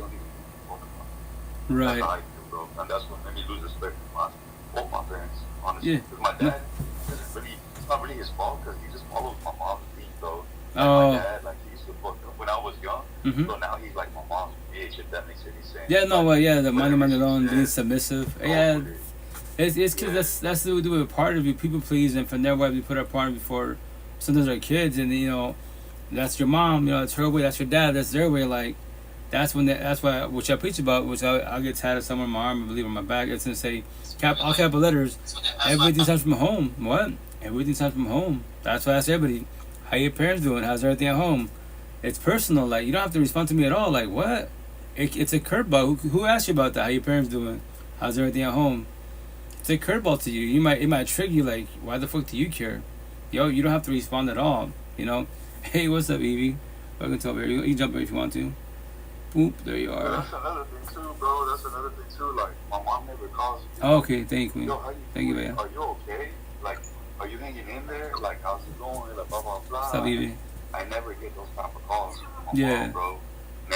Like, it's weird, bro. It's like she still holds grudges for me, to me. Right. Oh, that's high school. That's family. School, bro. Like old shit, bro. Like, right. But remember this, because she hasn't let it go. That's and Mom, this is probably, I remember this, when it comes to our parents and grandparents, you know, aunties, uncles that are older, right? Culture based for sure, and religious, spiritual, whatever, right? But if they're still, remember, if they're still bullying and giving you shit from the past, because they're on a journey, they're on a healing journey. So that's why the intentional medicinal, if you want to cut them off. Remember, this conversation is talking about feelings. It's Japanese to them, you know. That's why, for the most part, their minds are pretty much set. Like Mom tells me all the time, "Oh, you gonna get more tattoos?" Like, yeah. She's like, "You're gonna go to hell for them." Like, okay, scenario. Let's say it's factual. I'll take it for the universe. My tattoos are mapped. It's a map to life. You know, every which way. You don't have to. No one has to talk to me at all. You can call me crazy. It hurt my feelings, at all. But I'm just telling a story. But I go here in the valley, in the Spanish culture, Hispanic Spaniards, I am the devil. I guarantee you guys feel ashamed because of my tattoos, because everybody knows the family. You're all popular type of situation, right? So that's why y'all in your feelings about it. I go, I don't give a fuck about the Spanish culture base for the most part. I go on the west of the best side, Seattle. I'm fucking famous at the farmers markets, and in general, when I walk to Seattle, Like fucking all the time, the queen's like, we have a lot of tattoos, and it's amazing. They're just words.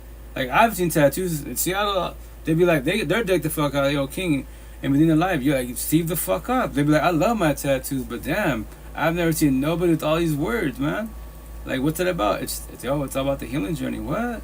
The healing journey? Dead ass. You know about that? Yeah, 5 years ago. That's why I started doing what I started doing.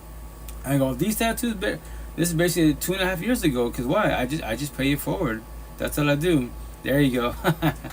I just pay it forward, and that's it. To tell stories. Whenever you want to start the healing journey, we don't have to. No one has to start this at all. But I promise you, there's 1,000. The younger, the better. And when it comes to like relationships, if relationship's toxic, do you believe, getting married, having kids will make it better? It's a bad to cut in wounds, and then you being a little into a toxic relationship. Yo, respectfully, everybody talks about home. How your parents doing? I don't got a mother, I don't got a father. Welcome to toxic love. Let's see, as your partner, well, my parents are together, but they're fucking bitter as fuck and beat me to this day, and they all love God. Awesome. How's that working out for them at all? And it's not God higher source. Respectfully, it's the beings, and that's why I tell people, that's why I do the lives, and I just tell them to pay it forward. I play these clips to get your attention. It's personal. No one has to respond. You can keep scrolling, block me, report me. I don't care. If I trigger you, I did my job, But once again, I respect everyone's boundaries, but no one's talked about these feelings at all. But I'm going to give you a scenario. The day you want love, and the person you love, quote unquote, asks what I just asked you, what will you do? Push them away? Crucify them? How did I get... Oh, you want to get out of here, Evie? On Bigo? She's back and forth. You good? But once again... I'm like, yo, I'm just trying to figure out how the fuck I can... Listen, this is how you know I'm fucking tired. You good, Queen, you good. And for your FYI, it's not beer, it's water, bro. It's water. Adult Kool-Aid. It's free water. I didn't even realize. And I got my phone. She can exit by closing out the app completely. Oh, she's tired, she says. You good, Evie, you good. But I'm about to play this clip really fast for you guys. Is that cool with you guys? Nah, you good, Evie, you good, you tell good. Nap time. But I'm about to play this clip really fast, okay? I think that a conversation over coffee can carry more weight than... Oh, play a clip. That's what I usually do now. I try to do more of them. Like, I play... Yeah, like, all these clips that I play for the most part, it's like, it can be... For sure, it's 1,000, it's feelings, but that's the cool thing that when I play them, you don't see what I see, but if it triggers you, any negative trigger, like sad, depressed, bitter, hateful, right?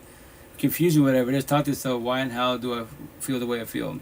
The intent you should want to. You don't have to. The word have is trigger. You should want to, and that's the intent. That's why I play these clips. And when people ask me, like, especially with my YouTube wise, because I actually got to get more little attention on there. They be like, I see you. I hear people speaking, but who's there? Like, well, some people are actually on different platforms. I actually play a lot of clips. Oh, what? It's a live podcast, but I bring anybody on here. I could bring anybody on here. Oh, look, it's The Rock. Like, you hear his voice. I don't know him like that, but yeah. I play a clip from him, whoever it is. That's the cool thing about technology. You can be creative every which way. All this thing, like, my situation 5 years ago, live podcast, I've been doing it since then. And there was many opportunities to have, like, co-host that type of situation, and it didn't work out because they sold me a dream. Once again, you got to be very careful when you do these live session podcasts, right? Other people on these platforms want to reach out to you, and they'll do, like, a Zoom call. And either they're going to be authentic-wise and offer love and potentially do co-hosting, or they want to see what you're talking about and take your information. And I say respectfully, queens, women, your voice is way more powerful, especially in social media, than any fucking man in the universe. You give 1 billion followers, it doesn't matter. Because the way now the man's voice is money, power, and fame. It's not verbally at all. So that's my situation. So... in many situations, I just tell stories, nothing more than less. I'm not codependent of nobody. Like, in the beginning, this is, remember, 5 years starting my 6th season. The first 2.5 years, I would get discouraged because they would, like, meet up, deep-ass conversations, and the day we're supposed to do, like, do a co-host, either go to Seattle, Oregon type of situation, go to their studio, their crib, or just do it through a Zoom call. I can't drive you, I'm a team, vice versa. Or Zoom call. Well, it's the same thing on the overall. you know. And what happens? They don't come through. That's why it's called rejection. The big term is called rejection. In life, you will always get rejected. But when you get rejected, how will you act? How will you respond? You know, my situation, one of my followers on TikTok, I was talking about it. And I was in my little feelings about it. I'm like, why the fuck all these people come at me, especially the queens, right? And we have deep conversations, and then they ghost. They're like, yo, King, you've been doing this. Yeah, I've been following since day one. Like, why do you worry about that? You teach us that, yo, don't be codependent people. Why do you give a shit about them respectfully? They're selling dreams, right? They sold you a dream. They're not good people. They can say, God, no, yeah, but remember, they have numbers on social media. Don't stop because of them. Don't get discouraged. Keep doing what you're doing. And that one queen, I forget her name. I don't know. Honestly, I forget her name. But, you know, she's like, DM me, like, you're doing good, man. That's why I come here and talk to you, type of situation, to check in. And to remind you, don't stop what you're doing. That's beautiful, man. Every which way. That's why in life you will always get rejected, no matter fucking what. Love it or hate it. It's part of the universe, quote unquote. But that's why, as one being, how will you react? How to respond to rejection, especially when there's a potential of someone that you like, someone that you're interested in. And remember this: no one has to tell you yes because you shoot your shot, just to forewarn you. But you can definitely ask a question, and at the same time, they don't have to respond to you. They can be mean to you, whatever. And but remember this: anyone you talk to, ask a question, you shoot your shot, and say no, and they bully, be mean to you, ugly, you're stupid, fat, whatever. I don't date, yellow, purple, whatever the fuck. They're bullying you. They're not good people. Cosmetically, they'll be beautiful, money, power, and fame, but inside they're broken, ugly, lost. They're not good people. They're more toxic love than love. They can verbalize love, but actions speak down the words. And they can say higher source. Yo, you said a term in a building, the Bible, the Quran. Awesome. As one being, I call everybody the fuck out. When you want to use those terms, we're like, yo, like, you're bullying people. So would God bully? Would God, Jesus, Allah, Buddha, Muhammad, the universe, this spiritual answer is bully? I doubt it very much. So why the fuck are you bullying? Make that shit make sense. And then when you call me, who the fuck are you to call me out? Or judge me. Face tattoo, 1% work with the referee judges of all universes. That's who I am. I'm checking you in a positive manner. I ask you a question. I respect your boundaries. You don't have to respond to me at all. That's your free one choice. But I'm going to tell you this. Don't ever mention higher source. If God is the universe is love, quote unquote, you're not love. Everything starts with love. You're not love. You're toxic love. You have a lot of healing to do. You can go to church all you want. You can pray for homeless all you want. You are the problem in your own life. You just don't know that yet. And I just walk away, you know, or comment away, block me. I don't give a shit. I don't need people at all in the universe. I can sit by myself, chill by myself, have these deep conversations with myself. And as it being, when I walk in Washington State, I'm traveling to Oregon, California, I look at everybody. That's everyone's, all your emotions lit in front of your face. That little kid standing depressed, you're a fucking adult, you're standing depressed. And all your feelings in front of your face every which way. But the cool thing is, if you can speak to the young generation, that's your inner child. Have this conversation with them because they don't know this shit. Sometimes when I speak to like young cats, 15, 18, 20 years old, and they ask me about my tattoos and asking questions, and they be looking at me like, I'd be like, you don't have nothing at all? Like, no. And I elaborate, like, what does that mean? I was like, and I gotta check my own self. I forgot. They're 18, 20 years old. They don't know anything about this, man. And I tell them, you have feelings, awesome. You have feelings, but they're not factual. What does that mean? Your feelings are not valid. I know you like this person, you have love for them, but they don't have love for you. But yes, they verbalize I love you, right? But they're emotion cheating. They're bullying, mistreating you. And they say God. Make that make sense. Yeah, I know what I'm saying to Japanese. Once upon a time, I was your age. And guess what? It would have been Japanese to me, but I'm talking to you. I can't finish save you at all. Nor can higher source. It's only you as the being, but I go guide you. That's why I'm talking to you. That the only way I was speaking is my tattoos, respectfully. Go for it, Mano.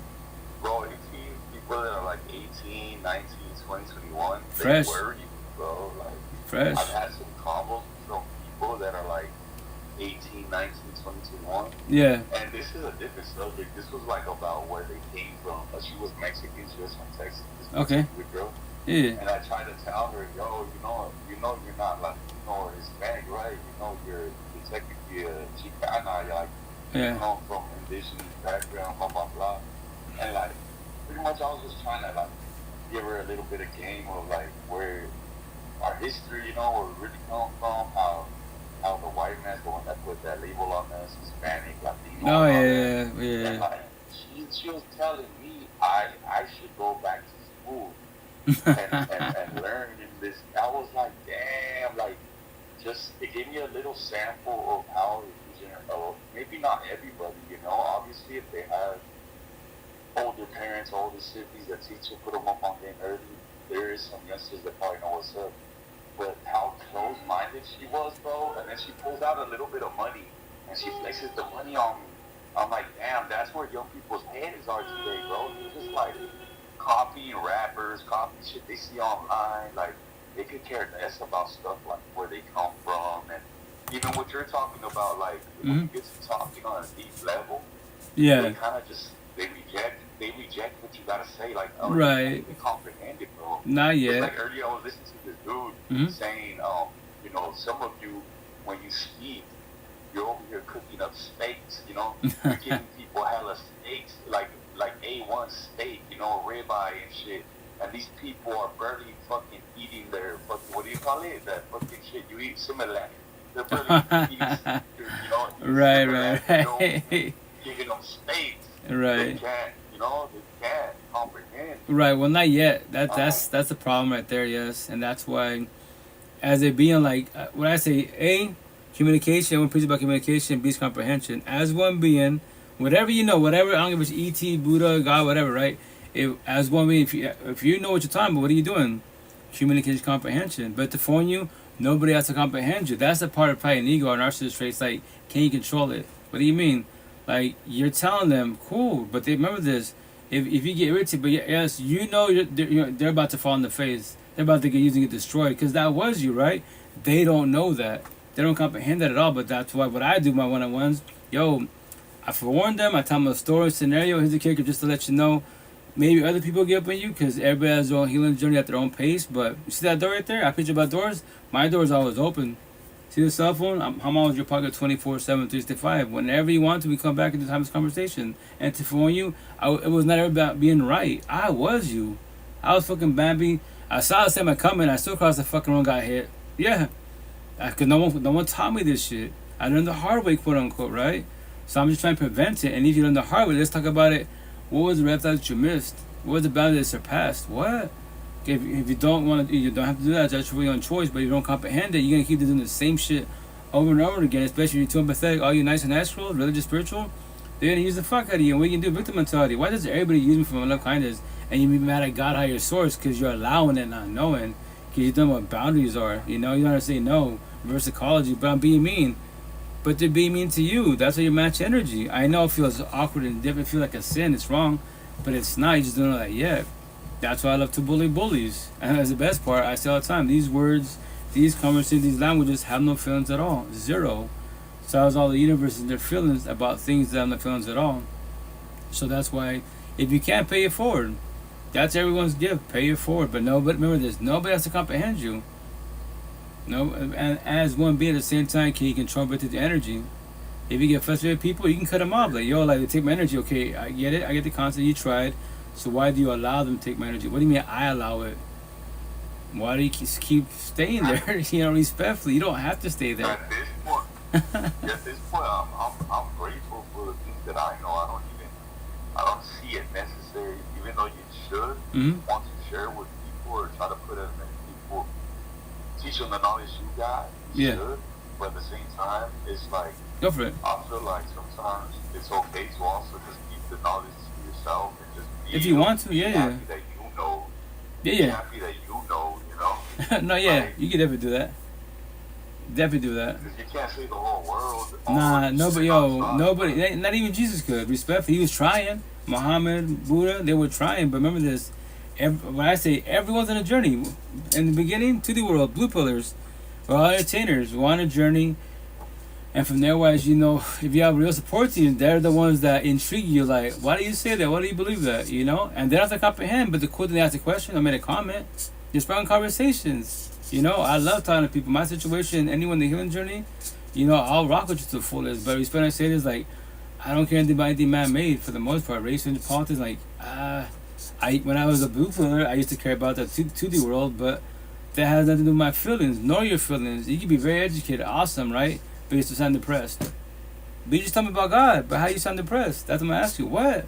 Shots fired, you don't respond. I know it's personal. I know it now became personal.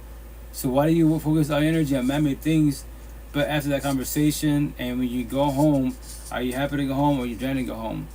And every day above ground, heaven and hell, no one's gotta die. You live this shit literally every day above ground.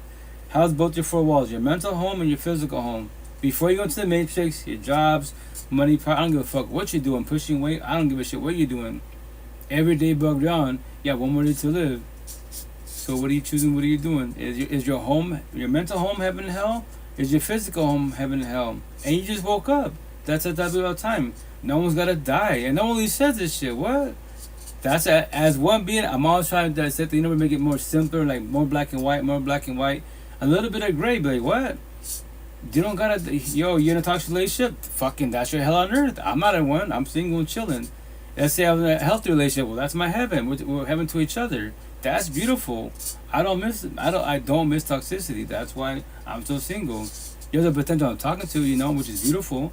But at the same time, I tell people, when we meet people behind the screen, this cell phone, deadass, you meet some beautiful individuals, but you gotta be realistic wise to the fullest. Like, how far are they? How far are you?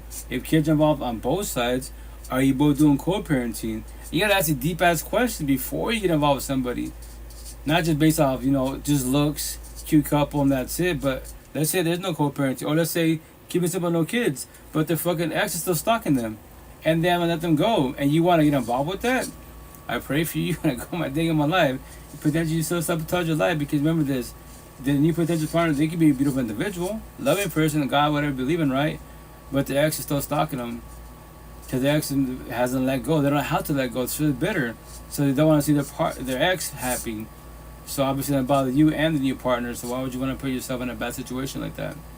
That's how it being. I'm always talking and asking these questions. If I'm trying to live as long as possible, as safe as possible in this lifetime, I enjoy my environment to the fullest, And this is America and Mexico. People get stupid. Call the boys in blue, man. Simple as that. Let them fight the courts and judges. Every which way. Maybe they might learn the hard when they're locked the fuck up. What am I in here for? Because I got triggered by words, feelings, conversation, and truth. And I love God and I love my kids and my family. But now I'm behind fucking four walls in the fucking bars because I got triggered by triggers that I can't control. Because the devil made me do it. All these bullshit excuses. SOS, stuck and stupid. 1 + 1 = 0 answer. Yeah, because you can't do accountability yet. You don't want to tell the truth. Telling the truth hurts. Yeah, initially. Right? Hey, what's up, Eddie? How you doing? How you been? And that's just for everybody out there. That's why I do this live podcast for you guys. I play all these clips for you guys, not for myself. I'm blessed. Before the live session, after that, as a being, I'm blessed. Financially, I'm scraping by, but I'll manage. But in the rap world, emotionally, spiritually, I'm a beast. I'm a god. I'm immortal. I won't ever die because energy doesn't die. Physically, the body will die eventually, and I don't worry about it for the time being. But I'm blessed every day above ground to tell a story. Go on my cell phone. New followers to be the queens, and I chop it with everybody. Wise, everyone's like, y'all on your cell phone. Like, yeah. Even my ex even agreed. Why are you still doing this for? I'm like, what are you talking about? There's lies and politics because so they don't become us. We're not together. 5 kids deep type of situation, right? There's your hubby. I'm happy for you guys. That should have been us, but here's the kicker: both of us on a journey, not a healing journey at all. God can't do it for nobody. Because if He could, why the fuck do we separate? Make that make sense, Hello, I've been going through some hard times, but still pushing. How you been? Oh, hugs and prayers, Eddie. I'm here for you. Remember for everyone, I'm on your pocket 24/7, 365.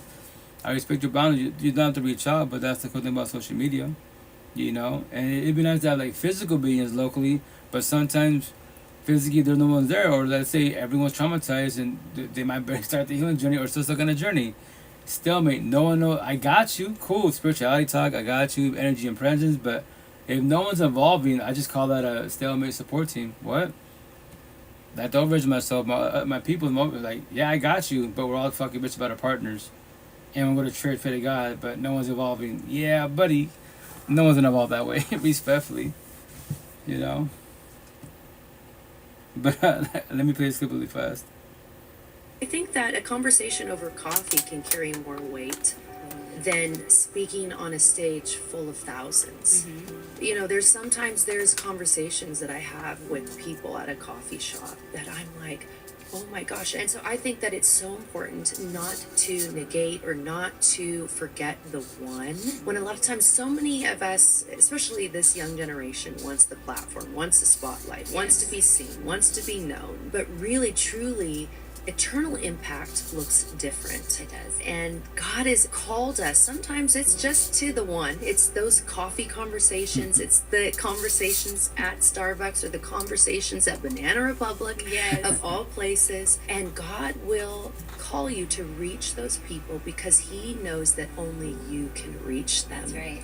And so He's placed you in that sphere, in that Starbucks. Maybe you've wondered, why am I working at Starbucks? Or why am I working at Burger King? Or why am I working at Banana Republic? Or why am I working here? When God has called you to reach the people that are around you. Right. That's true, 1,000. That's my situation at the farmer's market, right? Like my regulars wise, or the people that always come back, and they be like, I'm here to support your father's business. But honestly speaking wise, I'm here to talk to you. Like, every time I come talk to you, man, like whatever I'm going through for the week, you know, and I see every week, you know, years to be type of situation. They be like, you're my fruit guy, computer guy, I can work on computers, and you're my therapist, counselor, man. Like I just tell stories, man. Like I just try to break it down with you best as possible.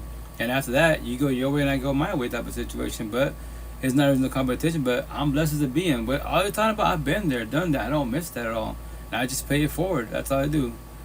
Miss your comments so much. Oh, yeah, I'm always your pocket 24/7, 365, you know?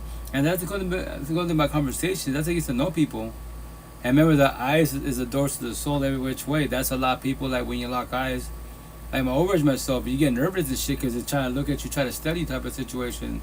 My situation, like, I'm a teeth person. I used to have braces, right? So I look at your teeth and I look at your eyes. And some people get comfortable. Some are cool with it. They're like, why you look at my eyes all the time? I go, because I'm seeing your soul. That's why. To see if I'm judging a positive manner to see if you're sympathetic, a loving person, or you're super narcissistic. You're toxic love, you know? And to see if you're being honest or lying. You can tell that by just talking to me, look at my eyes, because your eyes are the door to the soul. I promise you that. Every which way. I know I might sound like Japanese to you, man. Like, nah, you're good. I've never heard that before. You know, some people like, yeah, this guy's a cool cat there. He's there with his brother, right? He's like, bro, you should be like those TikTok motivational speakers. I'm like, I don't really do motivational talk, right? I just speak life talk, raw real life, raw real feelings, because I care about you as a being, especially the queens, because y'all the ones that have kiddos, and for the most part, y'all want love. You can verbalize and preach about it all you want. The downfall is, look who you have by your side, a fuck boy, and he loves God, and he's about to happen the whole face, and he's whooping your ass, 2 black guys in, but he loves God. Like, yo, that's called toxic love. Toxic love hurts. You don't want toxic love at all. Cause remember this is black and white, right? Everything in the universe starts with love. What? Everything starts with love. And when the sparks are ending and the red flags are happening and start passing boundaries, now it's going to toxic love. Everything starts with love. Every friendship, partnership, social media friends type of situation, everything starts with love. When we go to toxic love, why and how? What happened to it? I remember this.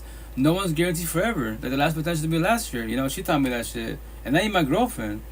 Well, I was like, what? She's like, you said it's not factual, right? I'm like, elaborate, please. She's like, okay, scenario, we'll be together, right? And people want this love. She's like, get married, go with each other, last dying breath. And what's the other one? Grow with each other, last dying breath, forever, and marriage is not factual. Okay, scenario, let's live together 5 years, right? And one day I wake up, and I don't want to be here no more. I want to do what you. The entire talk to, but I don't have to. Are you ready for that? I go, babe, I tell you day one, you ain't my girlfriend, you're potential. I don't need you in my life. I want you in my life. Rejection, I don't give a shit about rejection. That's just irrelevant.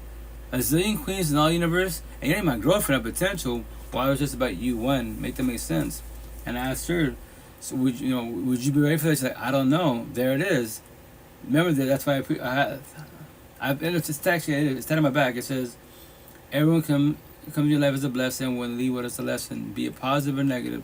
There are always lessons to be learned. Once you develop a codependency, you want for it to be alone. I'm gonna add to it, comma, all capital letters, loneliness. Initially, that's why the healing journey is very, very painful, because the intent to develop a codependency, you don't need people in life. The only people need anybody is who are kids. No 2-year-olds you can't get a job, money, part, nothing. So maybe with 18, 20 type of situation. So kid need the parents for now. I got 8 of them, right? And then this is the part, becoming a parent. If you suffered, as a being, quote unquote, and then you have the right idea of trying to bring kids in the universe, think about it really fucking good. Especially if it's toxic. Then you become all your toxic family every which way, then what?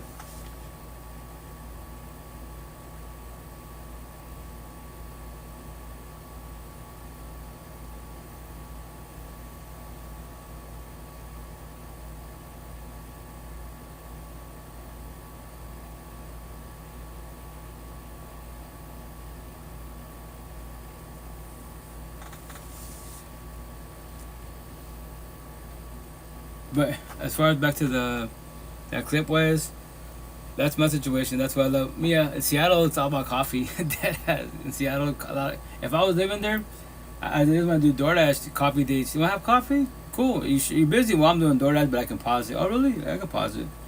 And we sit there and just talk about the healing journey. You know, when we just started, we talked to this and just sit there and bullshit like best friends. Type of say, oh, you're on social media. I don't want to take too much of your time. I know you're working. Oh, yeah. What are platforms? Yeah, on all these platforms. Like, yeah, it's a live podcast. That's what you're doing. I just tell stories, man. That's all I do. Pay for it. That's it. Nothing more, nothing less. Because it's your life. I want you to get your life back and start your healing journey so you can feel your feelings, to comprehend, to evolve my life.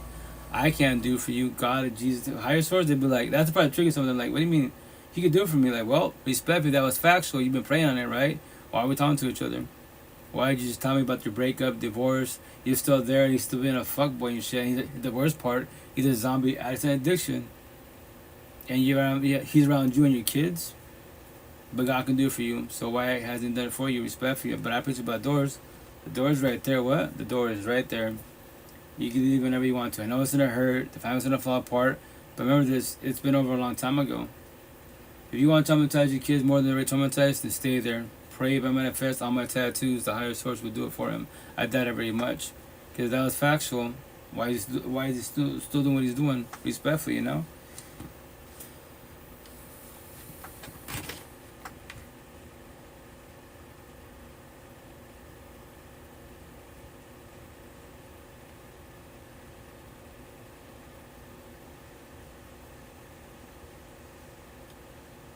I'm going to play another clip real fast.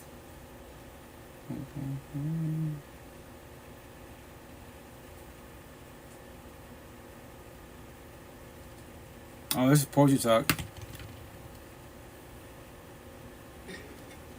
She's like TikTok famous. I think she goes by like a diary. Don't call me now, right? I believe a diary of a romantica. So a diary of romantic. Like she's a beast. Like she's a badass poet, man. Like once I'll play a clip in a minute. TikTok famous, IG, certified YouTube, all of your jazz. But I say respectfully, man. Like I was in the Spanish culture because I'm part of the culture, right? So 80% brown boys are fuck boys. What? My number, what? 80%? All you queens want to date brown boys? Hispanic, Hispanic. Just to let you know, you don't have to comprehend. Put free in a positive manner. 80% brown boys. 8 out of 10 are fuck boys. And they go to church, love God, etc. Hard workers. They work hard in their friendships, co-workerships, social media friends. They don't work hard in relationships. That's why you're the housewife. You got the work wife, club wife, bar wife. Wives everywhere. So what does everybody do in toxic relationships? We all play the role until stops or boo-hoo meet somebody. And someone's gonna take you in, you know? But anyways, let me play this clip really fast. I don't want to be depressed again. Or at least not as depressed as before, but I'm afraid my writing will suffer if I'm not sad all the time anymore. So I choke back sobs like they're Pulitzer Prizes, nothing more deadly than a pleasure to having class left to our own devices. I don't want to be anxious, now that I know what it feels like to be calm.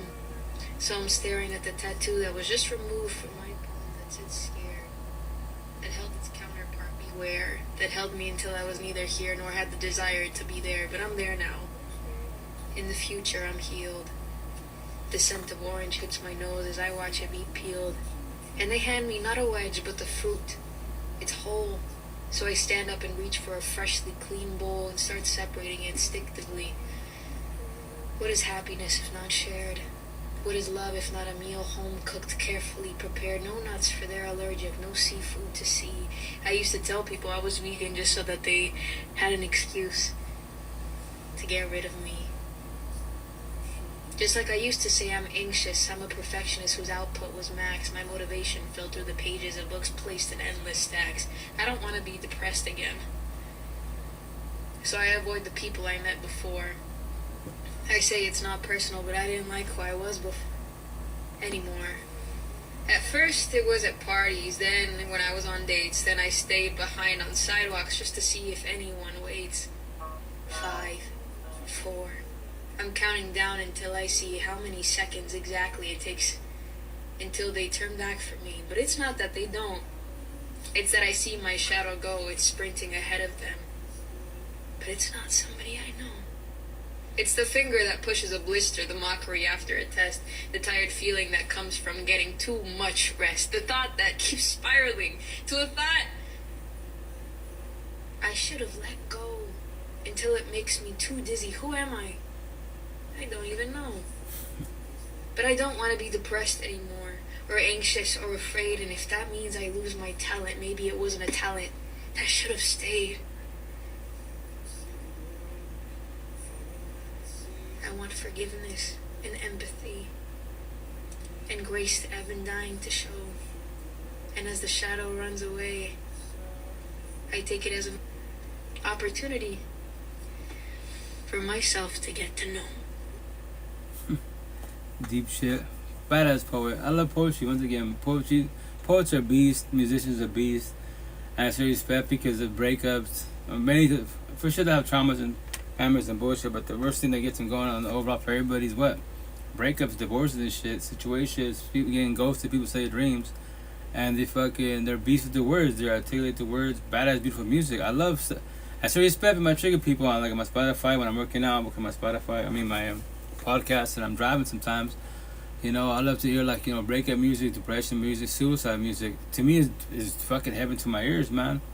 A lot of people, what? It can be triggering to you because that's the original. So if you hear the song that triggers you and you think about your ex, someone that passed away, the grieving journey is cool, but you can grieve forever if you want to, but that means, you tell people, hey, I want to talk about my brother, what? Nah, don't bring that up at all, respectfully. Because, it's eventually you want to let go and figure out why it happened so it doesn't happen again, or the ex says the best when death happens is called completion. Spirituality talk, emotional and spiritual speak to the universe. You might feel your lost one's energy, presence type of situation. That might be your gift potentially. But the intent, if there was to be alive, they would want you to move on. Especially when you have breakups. I mean, think about when you get married, have a badass part. You have love by your side, higher source, whatever you believe in, give you love. And God forbid, you both go to sleep. You wake up, they don't. Yeah, you have the right to be initially mad and bitter towards higher source, what you believe in. That you had a badass partner, everything's lovey-dovey and shit, and now they're not here no more. No one's getting to forever. Once it comes to the death situation, death's another, we can't stop it. You can prevent it the best as possible, but the idea that when it does happen, that you're somewhat ready for it, or you hit rock bottom and you can't handle it no more, then what? Oh, thank you for the gift. You don't have to give me, but thank you. But whatchamacallit, as I heard, the badass poet, depression because of breakups and stuff, and that's when you question your self-worth. Then what? Thank you, Jamar. Thank you. So that's it's a badass poet, beautiful poet, man. It just sucks that the idea that she started healing journey at a younger, at her age, she's married at early 20s, and she had real support. There's the whole, hold hand guidance for Warner. Hey, chill out. I know you have these feelings, but just to let you know they're not factual. What? When you made decisions with your heart, feelings, empathy, sympathy, you always fall in your face. You will sell yourself a dream. You will sabotage your life, not knowing. All things that happen to these toxic relationships. You allow it to happen. Comma, not knowing what? I know it's triggering, comment. What do you mean I allowed it? So I want to get cheated on. I'll get very physically abused. No, but you don't know this conversation yet. So let me elaborate best as possible.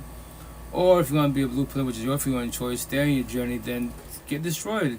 But myself as a being, my support taught me 5 years ago, I'm always here for you. What? Whenever you want to. I tell everybody, I'm always in your pocket 24/7, 365. Cool thing about technology. Remember, but just to let you know, I can't finish save you at all. What?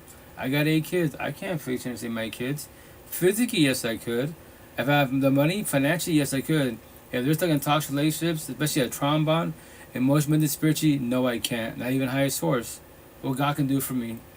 You queens out, you have these fuckboys, the fuckboys on your side. He cheats on you all the fucking time. You pray to God all the time. Whatever your higher source is, how's it working out for you? God wants you to leave, but will you leave? I want you to leave, but will you leave? Everybody wants you to leave, but will you leave? That is your free one choice. Nobody can do it for you but you. You just don't know that yet.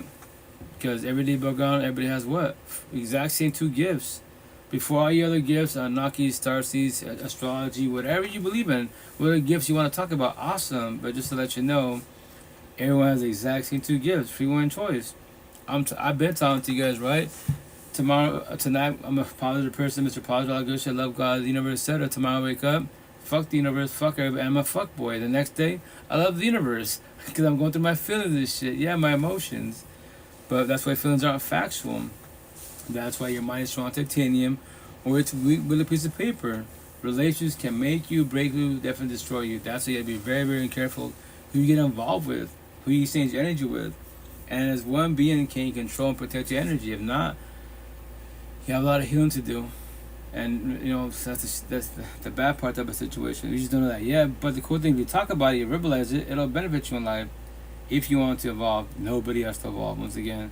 And you can all call me crazy, respectfully, I don't care. I'm crazy, but I'm blessed. My tattoo way up here, 95% of the universe. Yo, you're untouched to love. You're scared about these feelings, you know, on the overall, especially more on the male side. But I'm here for everybody just to pay for, and that's it. Nothing more than less, so you potentially start working on yourself. But nobody has to.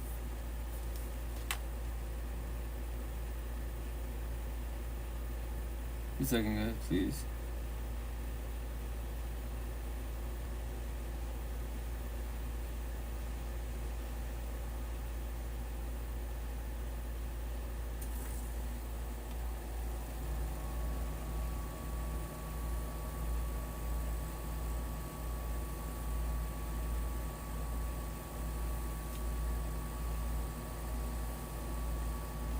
So I'll be some more clips. 15 minutes, I gotta get out here. So why do we assume that forgiveness is linear, and if it is, what's the timeline? Forgiveness, you may think you over something until you hear the wrong song on the radio on Tuesday, and now you can't stand this all over again. We have to stop measuring grief and forgiveness in time and measure them in milestones. Really start to measure things based on our reaction to certain stimuli. Like, your triggers are going to be your triggers, right? But as long as you're not having these visceral reactions to them, then you know you're making progress. And that's really all that we can use to measure these things, bro. There's no timeline for grief. There's no timeline for how long it takes to forgive somebody, because all of that stuff is constant work, and having to choose to do the work in the moments that call you to do it in real time and stand on the that you have theories about. Facts. 1,000. That's why the healing journey was very, very painful. The intent to do what? Fall back, be alone, which I preach about, how real support team, to have these conversations, and to detox of codependency, to feel your feelings, to comprehend, to evolve in life. And when it comes to forgive, nobody has to forgive. Nobody has to forgive, but I'm the one who calls everybody the fuck up, because that's my gift. You know, you don't have to forgive nobody, but here's the kicker. Whoever triggers you, your father, your ex, especially toxic has relations, try the fuck out of you, your kids don't want to talk to you, they live in your head, your mansion rent free. That door pain, my neck tattoo, they eating their popcorn, watching Colada Beauty, smiling your face, living their rent fucking free. So when will you let them go? And they could let you go a long time ago. What? That's why the first hard part, forgive, which is communication. You can't forget it happened to you. You live this shit, right? The second hardest part for everybody out there is to what? Let go. Do closure for yourself. Comprehend why it happened to you, why the situation happened.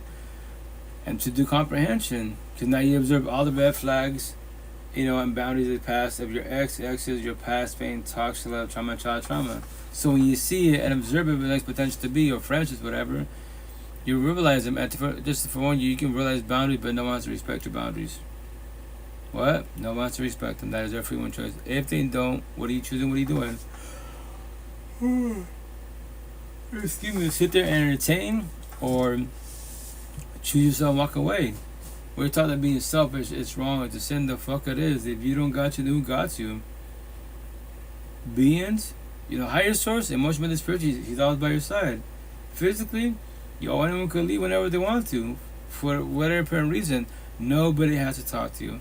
It'd be nice if they talked to you, if they told you what's going on with them. Hey, I'm going through a breakup, I got my own PTSD, I don't want to be here no more, I just want to move somewhere else. But why? Like, nah, just maybe down the road I can talk to you, but for now, I don't want to talk to nobody. But why you push me away? I don't want to deal with nobody right now. It's not you, it's me, that corny ass line, but it's factual for them, because I don't want to do this for now. Maybe later, you know? And that's a part of rejection. You can have a badass best friend, badass partner, whatever, and they got to get out of there, you know? Because they're going through their own mental health issues, aka, you know, the healing journey. And that's the only way they can handle it, you know?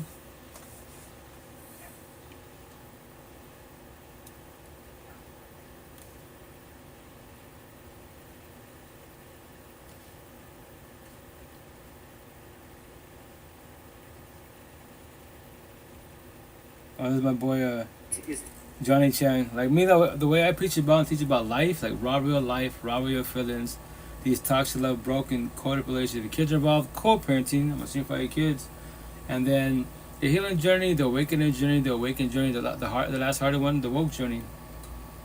That's all I talk about. That's all I say until full to my last dying breath, because that's what I preach about. That's what I teach about, because I want you to get your life back as one being. Nobody has to. Y'all can be in toxic relationships for the rest of your life. That's your free will and choice. And you can say God can do it for you, Allah, Buddha, Muhammad, whatever you believe in. If that's factual, then why do you have toxicity by your side? As one being, if you are loved, then you are loved. That's what you offer. If they're toxic love, they're for the streets. If you're love, you're for the homes. That's why that's my new little saying. What? To keep it simple. If you're the toxic person too narcissistic in the household, then you are toxic love. You're not for you're for the streets. You are not good for homes at all. At least not yet. Cause you're just on a journey. You can say healing journey. You can verbalize your actions, speak down the words every which way, you know. But this is Johnny Chang. He's a beast. If y'all want to get into religion, you know, the Bible type of situation, he's a beast. Like he read the Bible 27 times, I believe, front and back. 27 times. That's wild. Respectfully, maybe one of these days I might attempt to read it again. You know, but do I have to know when we supposed to say that? You know, he breaks it down for me best as possible. Maybe one of the days I sit down, go to church, and scope it out type of situation. But I as it being, I show respect to everybody out there best as possible. The boy, I'm gonna tell you, all you circle, all you boys and girls, too narcissistic, all you fuckboy fuck girls, you know, get mafiosos, and then, you know, zombies as an addiction. I'll be an associate. I'll be your real support team. If you're not too toxic, your environment's not toxic, I'll even call you a friend. The queen's partner, no. Respectfully, no. Far from the situation, because marriage is too strong for you. Every time someone triggers you, bothers you, I'm gonna talk to you. Yeah, shut up. This is the reason why you know, elaborate. And then you're like, oh, like there's a couple of queens on these platforms that were potential many years ago, and they're like, oh, if I want you to be my boyfriend, right? But there's a potential to be, but don't be my therapist counselor. I'm like, so okay, so what do you want to do? Sit and stay quiet when you're sad and depressed? When your father triggers you, like, well, you know how your father the way he is, because why? The generational cycle. Look at your uncle, look at your grandfather. Still the same. He's still alive. At each other's fucking throats. Look at all that shit. You know, your father gives you shit and you bow down and be submissive. Your grandfather gives you that shit and he bow down and be submissive. What the fuck is that called? The generational cycle. So why don't you get your life back and do all that? You push everybody away. This is your life. Yo, I'm gonna tell Ami, because my boy told me this, my tattoo is, right, Bobby? It's gonna say, you know, family makes you related, blood's not thick in the water. Your vibe will attack your tribe. You know, your spiritual family. I got hella blood family, but once again, this is all Japanese for them. They all look at me. A lot of them don't talk to me anymore because of my tattoos. It doesn't hurt my feelings. They rejected me. I don't give a shit. Why should I care? That's what I say all the time. I only vibe with the people in this, you know, in the not the religious, but I'm saying like the healing journey. If you're on the healing journey, yo, I love to talk to you. And when especially younger than I am, even fucking better. And when you started, do you have a real support team? Do you still speak to a real support team? If you do, I would love to speak to them. You know, I respect their boundaries. I mean, their boundaries and your boundaries also. But just pay it forward. I would love to speak to them, because I want to ask them the same way I just asked you when you started. Who taught you all this? Because I'm just trying to figure out, you know, where all these, you know, resources are, type of situation. As one being, I'm blessed. Like all that I talk about, these clips that I play. What a breakup. What a divorces. What's PTSD? What's child trauma? Like I already let everybody go. I don't need people at all. I want people. I'm blessed. That's why, and I believe they say it's to put fear in the whole universe, all these realms. Because when these certified people with a bullshit man-made title says, you know, the healing journey doesn't ever end. It's a lifelong journey, a lifelong process. If you want to believe that, I am the one that put the cherry on top and put fear in you more. What? You're 20 years old, kings, queens, branch on the healing journey. That means for the rest of your fucking life, to your last dying breath, you will always have anxiety, depression, paranoia, PTSD, suicidal thoughts, low self-esteem, anger issues. You won't ever let go of your exes, your past pain, toxic love, trauma, child trauma. You'll always have triggers, overthinking, reactive use, deflection, projection, gaslighting, manipulation, traumas, and then cherry top, insomnia for the rest of your fucking life to your last dying breath. If you want to believe that, comprehend that, that is your free one choice. I pray for you. I go on my day, on my life. All that shit I just said, I stopped at 39. I don't need people. I want people. I'm not codependent with nobody. People will always come and go. That's my energy for the queens is too strong. For the most part, I'm not seeing a lot of queens are empathetic wise, and they be like, they're fixers, changers, saviors. So that's why when they give boys a narcissistic, they were broken every which way. They try to mold us. Like you can't change nobody at all. You can try to at a cost. If you want to go do opposite track, go fall on your face, and let me see how that shit works out for you, respectfully, But anyways, let me play this clip from Johnny Chang. What is true repentance? Do a complete turnaround. To repent is to do a 180. So repentance, I explained it earlier, is a changing of your mind, renewal of the spirit. So we're dead actually. If you look at Galatians chapter 2 verse 20, we're already dead, right? It says, Christ liveth in me, nevertheless I live, not I, yet Christ liveth in me. So you have to believe that you're dead. The issue is we're still trusting in ourselves. Well, I'm alive, so I sin, and I do this, and I do that. Do you understand what I'm saying? Do you know why Judas was condemned? Because Judas had the same mindset that you're having, which is, I sinned. So let's look at John 13 verse 2 really quickly. If you look here, let's see if it was Judas who betrayed Jesus. Let's look. And supper being ended, the devil having now put into the heart of Judas Iscariot, Simon's son, to betray him. Who put it inside of his heart?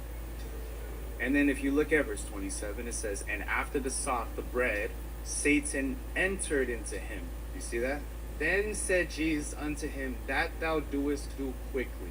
So Satan jumped inside of him, planted the thought. Not a problem, because Peter also denied Jesus. But why did Judas hang himself? It's very simple. Matthew chapter 27 verse 4, you'll see his heart. But what does he say? Saying, I have sinned. Wait a minute. The Bible says Judas was possessed by Satan. Why is he taking accountability?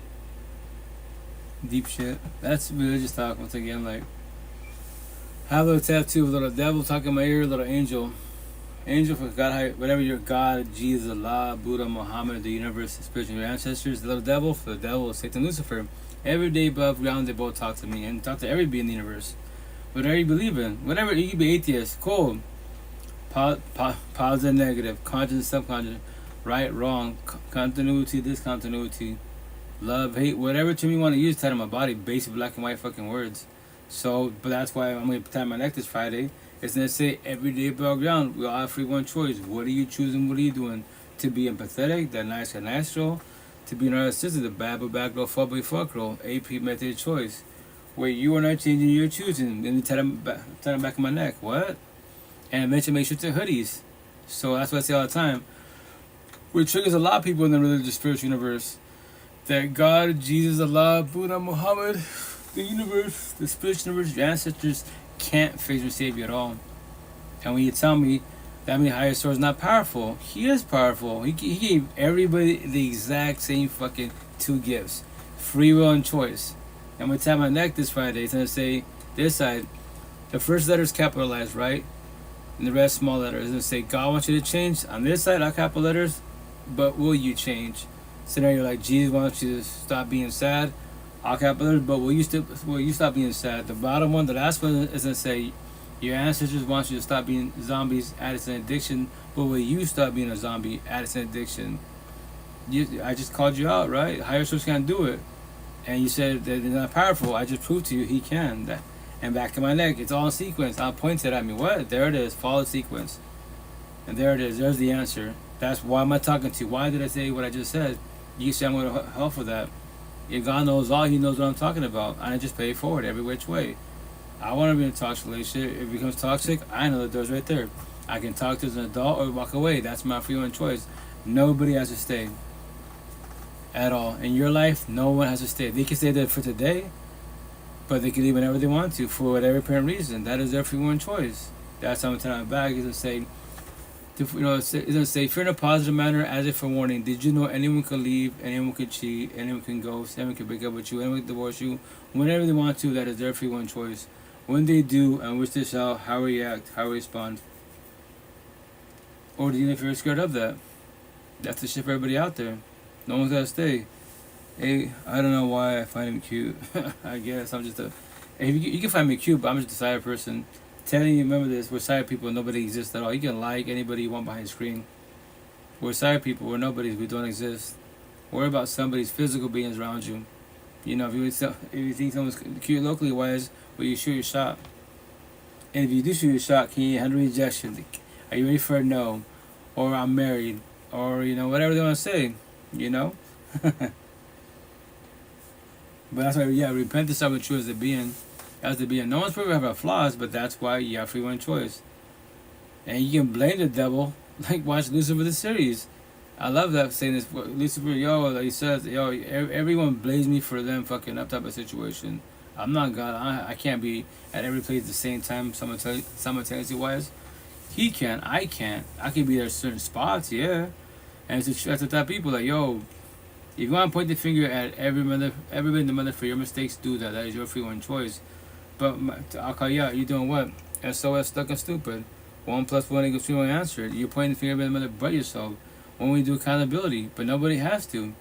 You can blame the devil for being a fuckboy, fuckgirl. That is your free one choice. For being a zombie, addict, and addiction. So the devil made you do it. He put a gun in your head. When someone puts a gun to your head, now they did it forcefully. You did not do it willingly wise. I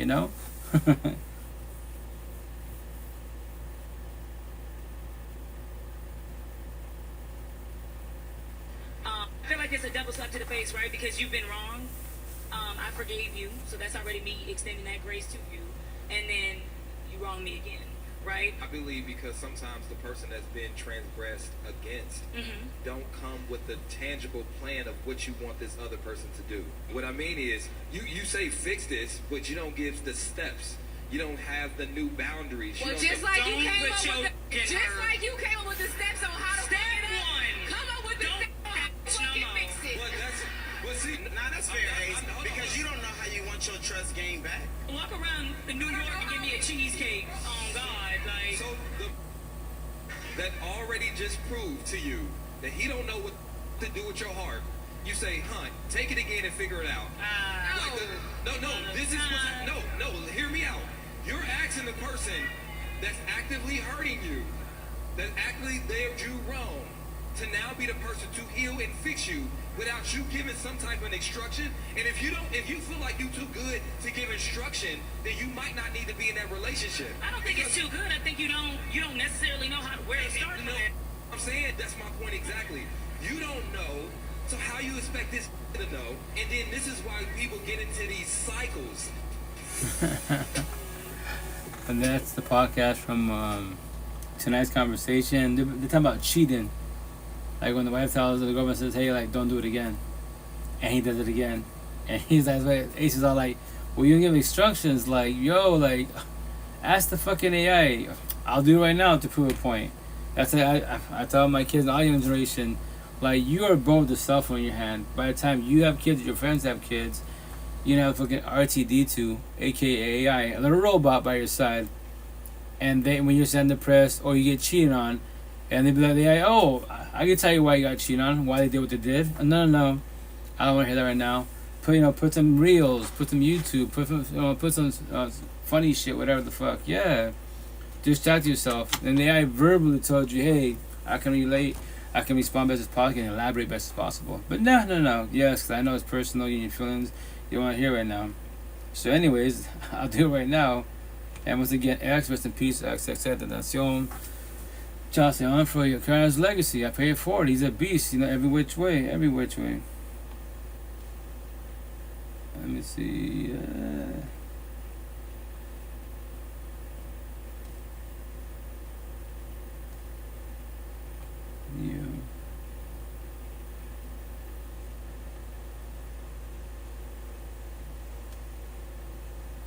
So remember this. This is the AI. This is the AI.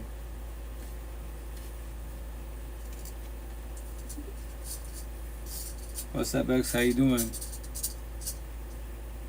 Sure, I don't mind. What's up? Hey, is cheating wrong? In my opinion, cheating is wrong. It involves being dishonest and unfaithful to your partner, breaking trust and respect in the relationship. It can cause emotional pain and damage to the other person. So, I believe cheating is wrong. Why do people cheat?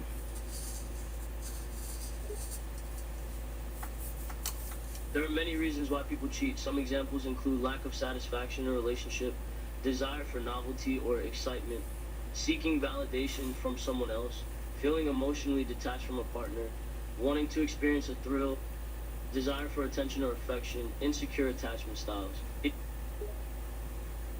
When someone cheats, can their relationship be saved? Sorry, I'm not sure I understand the question. Could you please rephrase it? When someone cheats, can the relationship be saved? It depends on the individual situation, but in general, it is possible for a relationship to be saved even if there is a lot of conflict or tension. It requires both parties to be willing to work on the relationship and make an effort to communicate, listen, and compromise. It may take time and patience to rebuild trust and address the issues that created the conflict in the first place. It is important to be honest with each other and to be willing to make sacrifices for the betterment of the relationship. Thank you, X. Have a good night. Stay blessed. Love you. You're welcome. Good night and take care. I love you too. And that's XXX Tentacion. Rest in peace. The AI. Sound like his voice. That's the way he would speak, right? But he's physically can't hear no more. I can bring anyone to my podcast. And once again, when it comes to cheating, I'm gonna get time back. It's gonna say once a cheater, always a cheater. Once a player, always a player. With you, that is factual. With you as one being.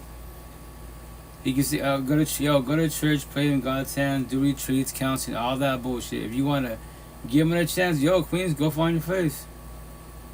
Go find your face. God can't do it for nobody, respectfully.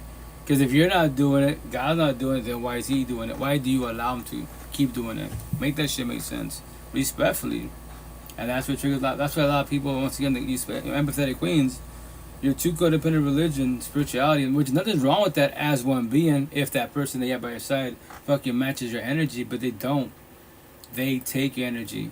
And you bitch about them every day above ground, which I won't ever do that again in my life. First baby mom was 12 years too fucking long. I had the V card, the Virgin card. I so not knowing, because remember this. I tell people all the time, like when they say like you allow it to happen, it's a triggering comment. With me, I allowed it, which I say to comment, not knowing what. Let's break it down together. You don't know this yet, but when you start the healing journey, be more observant of your exes, the red flags, the boundaries that you passed, they passed, and when you comprehend it, the next potential to be when you see this shit, you observe it, you realize boundaries. I don't deal with jealousy, insecure issues. I don't chill with girls at party and kick it. What? I don't do that lifestyle. It's not gonna. Well, I can change. And when they say that, that's a fucking red flag. When that person tell you potential, well, I can change. No. Before you met me, you had your universe, and you've been doing this. You don't change for me. You change for yourself first and foremost. But here's the kicker: I don't do opposite track. Respectfully, the other guys like what you're doing. I don't recommend that lifestyle. It's a lot of toxicity about the situation. Too many scenarios about to happen, but that is your free one choice. What were you being mean? I know, especially when as a male telling the queen, I know you queens and their cell phone face to it's man versus woman. There's no competition. You have a zillion options to one, no comparison, right? But here's the kicker: I just rejected you and your feelings about it. Why? Look at all these guys around it. Well, and they'd be like, well, I don't care about them. I care about you. I want to know you. You can get. I'm not a virgin, queen. I'm an open book. But here's the kicker: just to let you know, there's no potential with us. I don't, and I won't do opposite track.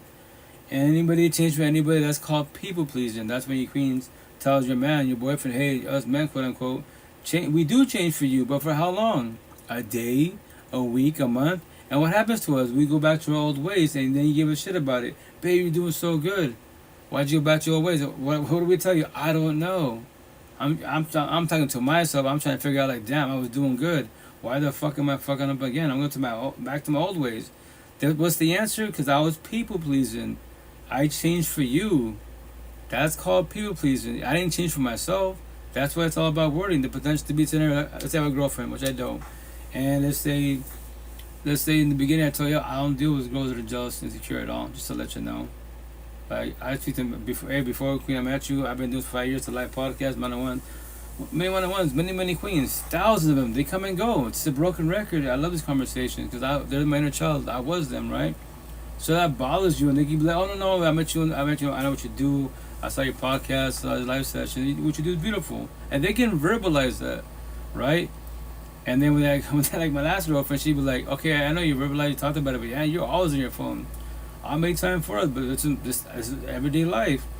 Every morning I wake up, like 99.99% of my followers and people that reach out to me, the queens, same conversations, trying to do co-parenting. You know, he's gonna change his ways. Like, nah, God can do for him. Like, I'm born as a Catholic queen. I know it sounds so backwards when I say this, but if that's factual, then why are you reaching out to me? Why has he changed his ways? Why, yo, I was you. What? I was you. You know? And she was, let's say, once again, she was cool with it, but let's say 10 days in, I noticed he's jealous about it. She's controlling, like, well, you know, you like that girl. I'm like, why? Because you spend too much time talking to her. She reaches out to me. It's platonic conversations. If I like her, quote unquote, shouldn't be shooting my shot or like talking about deeper conversations to know her as a personal being, what her likes and dislikes are. No, we're talking about breakups, trying to do co-parenting, you know, trying to make a trauma on this shit. But that lets me know you're just insecure, and I told you I don't deal with that respectfully. If I'm not just trolling, then why are you just trolling? I'm not your ex-exes. This is your past. I'm today and not the present. That's who I am to you. So if you want to keep doing this, and that's the top, it's all about wording. Let's say, touch it up, babe. As it being on the top of people, when you want to do this relationships, you want to squash it, like give yourself ETA time. Like how much more time, how many more chances? As it being like, I don't really do chances for the most part. I might give you like maybe one chance. Scenario, the jealousy part, right? Babe, chill out. You said you wasn't jealous and trolling. It's 10 days in, and I'm observing already 10 days in. Just to let you know, if you keep doing that, I'm gonna let you push away. What? I'm just warning you. And remember, this is the part where you should give yourself as one being an ETA time. Like after you give them a chance, or if you don't give 3 chances, that's your free one choice. But after that, what's the ETA time before you get up and walk away? I preach about the doors. The door's right there. What? The door is right there. The potential to be a time day one. Your queen just to let you know the door's right there. What? To remind you, for both of us, the door is right there. You can leave whenever you want to. If my energy is too strong for you, the way I carry myself, whatever ails you about me, please don't accept me in your life. What? When you accept people in your life, that's your own misery. You self-sabotage your life because you be like, I love everything about Rito, but he talks to too many females, but he's jealous. Whatever the fuck the butt lines are, you're accepting in your life. The door is right there. Please do not self-sabotage your life. And point. You can point the finger at me if you want to, because of you I stayed. Why? I told you, I remind you, because remember, it's energy. It's fucking energy. I love the universe, God, etc. Read the Bible. Awesome. But when you look at me, you don't. We're just, why the spark ending? We look at each other, we don't talk to each other. It's 10 days in. Day 1, beautiful fucking lovey-dovey and shit. Now it's day 10. So what's happening to you, babe? I'm good. You can verbalize I'm good. The energy is not the best right now. If you're losing interest, somebody else got your eye, then just let me know. Or if you want to, just to let you know, go to that door. Don't come back home. The what? Don't come back home. Maybe you're scared to try to. You're not gonna hurt my feelings. A zillion queens, and by me saying this comment, this statement to you might trigger you, hurt your feelings. What? A zillion queens in the whole universe, all these realms. Why would I stress about you? One, make them make sense. There's no other queen, other woman in the healing journey. You're the only one. I doubt very much. I know everyone's broken initially, but there's got to be queens in the healing journey, more awakened woke journey. My last girlfriend. Nothing against my previous girlfriends, my 2 baby moms and 2 girlfriends before, because all 4 of us were just on a journey, not a healing journey. My last girlfriend 5 years ago, number 5 in my life, healing journey. I finally got a taste of love. I fucking love it. That's why my standards are hella high. Why am I thinking of you single? There was 2 potential. 1 potential, 2 many red flags. You can ask questions, or you don't ask questions. You observe them, and when you see all the red flags happening, you realize boundaries. Like, yo, like, that's that potential a year ago, I believe. I was like, you're a cool person overall, but you in the bottle, you're a wino. You have a lot of toxic people around you, and a lot of people are like, they're stalking you. Like, they're mad that I'm talking to you. I'm your boyfriend. So that's major red flags, And then the second potential, once again, like as they being right type people at the time, if you're doing this like benefits situation with whatever cool that's what I say, benefits, friends with benefits, do that. But as they being can control potential energy and your feelings. If you start catching feelings, then you start lying to yourself, trying to convince yourself, you know what? maybe I can do this. Maybes are not fucking factual. Think is not knowing, assume is not knowing, judge is not knowing. Judge is not knowing. Gossip is not knowing. You gotta know that you're ready for this, man. Every which way. If not, you're gonna sell yourself a dream, and hurt people because you're hurt. Might hurt people or heal people like myself. I'm healed. I worked on myself. Whatchamacallit. You won't hurt me at all, but you're gonna hurt yourself because you're trying, and because you're convincing yourself. Why would you want to convince yourself? Like, maybe I could do this love. Like, maybe it's not factual. I know I can do love. I know I'm ready for this. I know I'm doing it. There you go. Because I know. That's what I say to all my kids, everybody out there. I think that thing is not knowing. You got to know you're ready. You got to know. The kids, let's say we go grocery shopping. Yo, baby, before we leave, yo, check the fridge, make sure we got milk. I think we got milk. I tell my kids all the time, okay, thing is not knowing. So if you want to, we can leave and base your decision off the think. And we go shopping, we get everything but the milk. And we drive all the way back home. And I go into that house and I want milk. Guess what? There is no fucking milk. Now I'm bothered, potentially irritated with you. What's up, Papi? Mommy, I told you. I asked you. And you can I know it's work. You have to take your seatbelts off, open the door, walk in the house. All that's just to verify. Guess what, Dad? There is milk, but it's only half a gallon. Cool, I got 8 kids. What are you doing with half a gallon? That ain't shit. Yeah, gotta buy milk. Now I'm backtracking. We bought everything but milk. And now I'm bothered. And that's why they tend to, as beings, your triggers control them. I overage myself. Like in my last girl, Michelle, she helped me with it. She'd be like, why do you sit with your anger so much? I know you're not triggered. You're just bothered. Like, I know, like, I'm trying to work on myself. I told you in the beginning, like, that's my 8 kids. Triggers, adults, other teenagers, please. I don't give a shit about words. 95% I can traumatize the shit out of you. That's why I'm going to tat on my back and say I can destroy, traumatize, trigger 95% of the universe, 1,000% of the narcissistic universe with words, feelings, conversation, truth. How? Why? I'm only one being. Make them make sense. What I can do that as one being, yes. All my tattoos, you don't have to talk to me. Read the tattoos. Especially the boys hate it. The queens love me. Because I'm here for the queens. I know even if they're narcissistic, fuck girls. They want love. They're just a toxic environment, especially in the ghetto hoods. That race. It's a lot of shit going on. But I know on the overall, we have these conversations. I know they will offer love to the fullest. They just don't know what it is yet. They just use the toxic love. I know that. I grew up in the ghetto hoods. That's why I'm in the ghetto hoods 1,000. So that's the shit for everybody out there. So don't lie to yourself. Lucky in my situation, I worked on myself 5 years ago. I'm healed. I let everybody go. I don't need a partner. I know they can ghost me. That is their free one choice. If they ghost me, I don't become sad and depressed. I don't question my self-worth. My day does not go to shit. Because that's called rejection. Everybody has the right to reject you. As a forewarning, you don't have to comprehend that. But once again, that's the worst rejection is potential partners. Or everything's going good, lovey-dovey and everything. TOC standard course, you change energy. It's all about energy. As they be, especially queens, can control and protect your energy. Or you hook up with somebody and they tell you you're a couple and they can wait for the TOC for the lust. 10 days, 20, 30 days in. After that, they get the skins, gotta go, peace. And you met them at church, at the mosque, Allah, Buddha, whatever, astrology, numerology, whatever category, because they're in sync, quote unquote, right? But I promise you, there was red flags every which way. You didn't see that yet, right? So that's why I asked you the beautiful. And it'd be nice. It'd be really fucking nice. But remember, there's no one to talk to you, and that's the part. All you do, like, I have compassion to the universe, and that's it. I pray for the universe. I go my day in my life, and that's it. Pray for my exes. That's potential. That she's doing good. I go through this. I'm at the farmer's market. She's one of my customers, right? New customer. Nothing like I've been knowing her type of situation. It'd be nice to see her. I drive her by her parents' home or her mom's home, and I pray, mom's doing good, and her brother's doing good, and she's doing good, and that's the part of the intent not to waste too much energy, just pray and that's it. Maybe in due time you can see each other again, but if not, maybe you won't ever see each other again, and in their eyes, you could be like a villain in the book, like you destroyed them, you sold them a dream, and you're like, cause remember this, when the breakup's happening or they're stopping the potential situation wise. They give me the feeling. They can call you toxic. Like what she did to me, she's like, you're toxic. Through a text wise, right? I'm like, well, if I'm toxic, I'm tired. I'm tired. If I'm toxic, why are you talking to me still? Why are you texting me? I go respect and say this, like, why can't we talk about this as adults? Respectfully. Or you can sit here and just do what? Hey, what's up? Hey, how you doing? How's it going? And do nothing. And that's the thing, and that's why, as it be like potential to be like, if you send me pictures and videos that's for us for sure. But like if it's deep shit, I would play it. You know, you don't see what I see, right? But before I get out of here, I'm play a clip because this could potentially be you, and then you hurt your own feelings. I know because you lie to yourself, and you thought think is not knowing. Man, that's why I preach about it. Think is not knowing.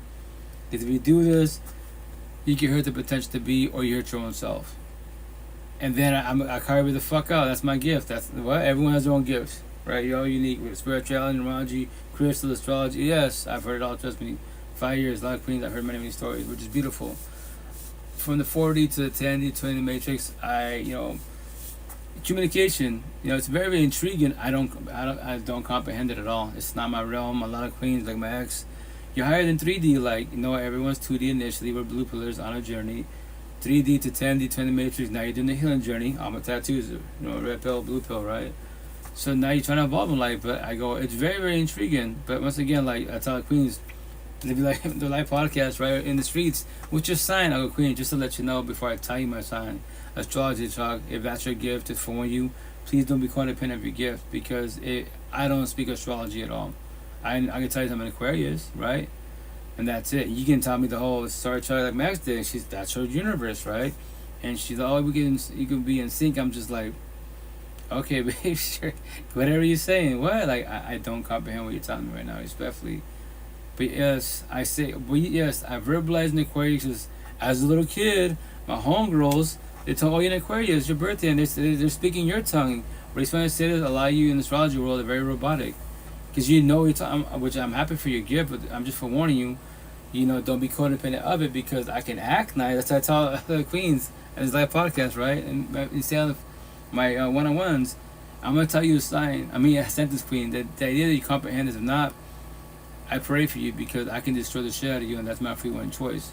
And you can believe higher source can do for me. He can't do for me at all. I've been saved. I've been saved a long time ago, but we all have the same two gifts. Whatever you believe, free one choice. What? Everyone has the exact same two gifts every day above ground. After that, whatever other gifts you have, spirituality, religious, atheism, whatever you believe in, that's the other gifts, quote unquote. So I'm gonna tell you a sign. Go for it. A sentence. Go for it. I can act nice, be narcissistic. I can be nice, be empathetic.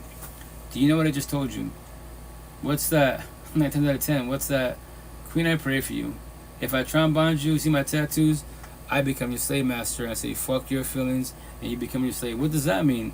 I can become a fuckboy. I can emotionally cheat, verbally, physically, emotionally abusive, and I'm body hopping like crazy. And we go to church together, and I tell you that God, the devil made me do it. You don't fall for that shit. We go to therapy counseling. Why? The door's right there for both of us. I cheated on you.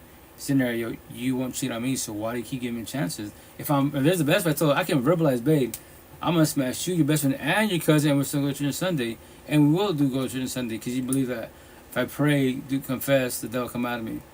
It's my free one choice. Babe, the door's right there. Why don't you leave me? I'm letting you know. I'm gonna do it again and again. Why won't you leave me? This is not factual. A scenario doesn't say the potential. I could do that to anybody out there. That's why I said that. I might even get that out of me. I formed many queens. What? What do you mean? Yes, by my energy, more likely I'm not that person like that, right? But I can be like that. That is my free one choice. And same thing for you, free one choice. But I know, I tell queens all the time, based on this conversation, you might not feel like this, but your energy is phenomenal. I know you want love and you are love. You might not feel it because your ex is destroyed the fuck out of you. Now you question yourself more than your beliefs, right? If that's your higher source beliefs, like, yo, higher source your love, why the fuck do I have a fuckboy on my side? Yeah, I was you. I know, I comprehend it. So that's why the intention is to do this healing journey and keep working on yourself so you keep evolving, so you comprehend people. It's all based off energy. As one being, this is why I speak, right? That's what my touch for a reason. Like I tell my nephews, all I see is squares, empathetic people, all the nice and astrals. I see circles, all the people that are narcissistic, all these bad girl, fuck girls, and the worst ones, all these zombies, and it's an addiction. That's all I see. Matrix, I just see 3 codes. That's all I see. I don't care, religion, whatever you believe in, but you're a fuckboy. You're a billionaire, but you're still a fuckboy. You're still a fuck girl. I'm gonna call you out. Why and how? You can brag about. Remember, there's anyone that brags about man-made bullshit. They bully you with their money, their beauty, body. They can say God, Allah, Buddha. No, their God, which is basically Lucifer, because that's what Lucifer did with Jesus. Bible talk.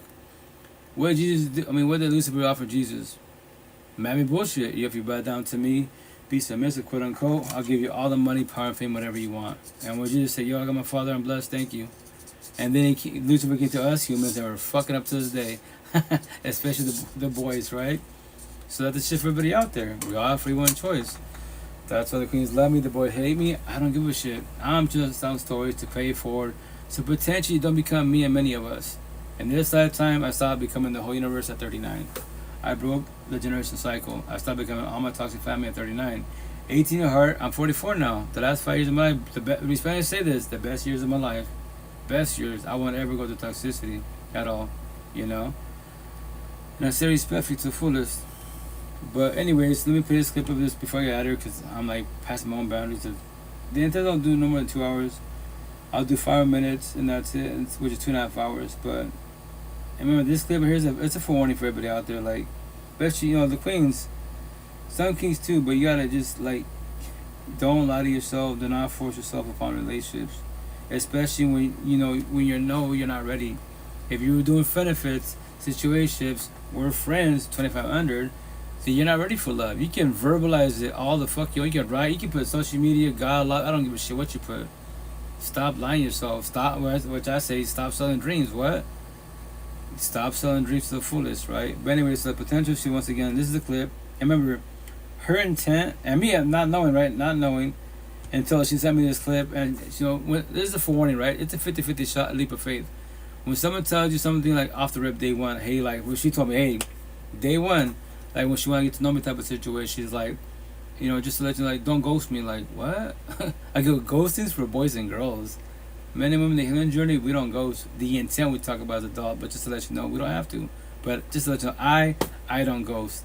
That's for boys and girls every which way. Because it's an oxymoron.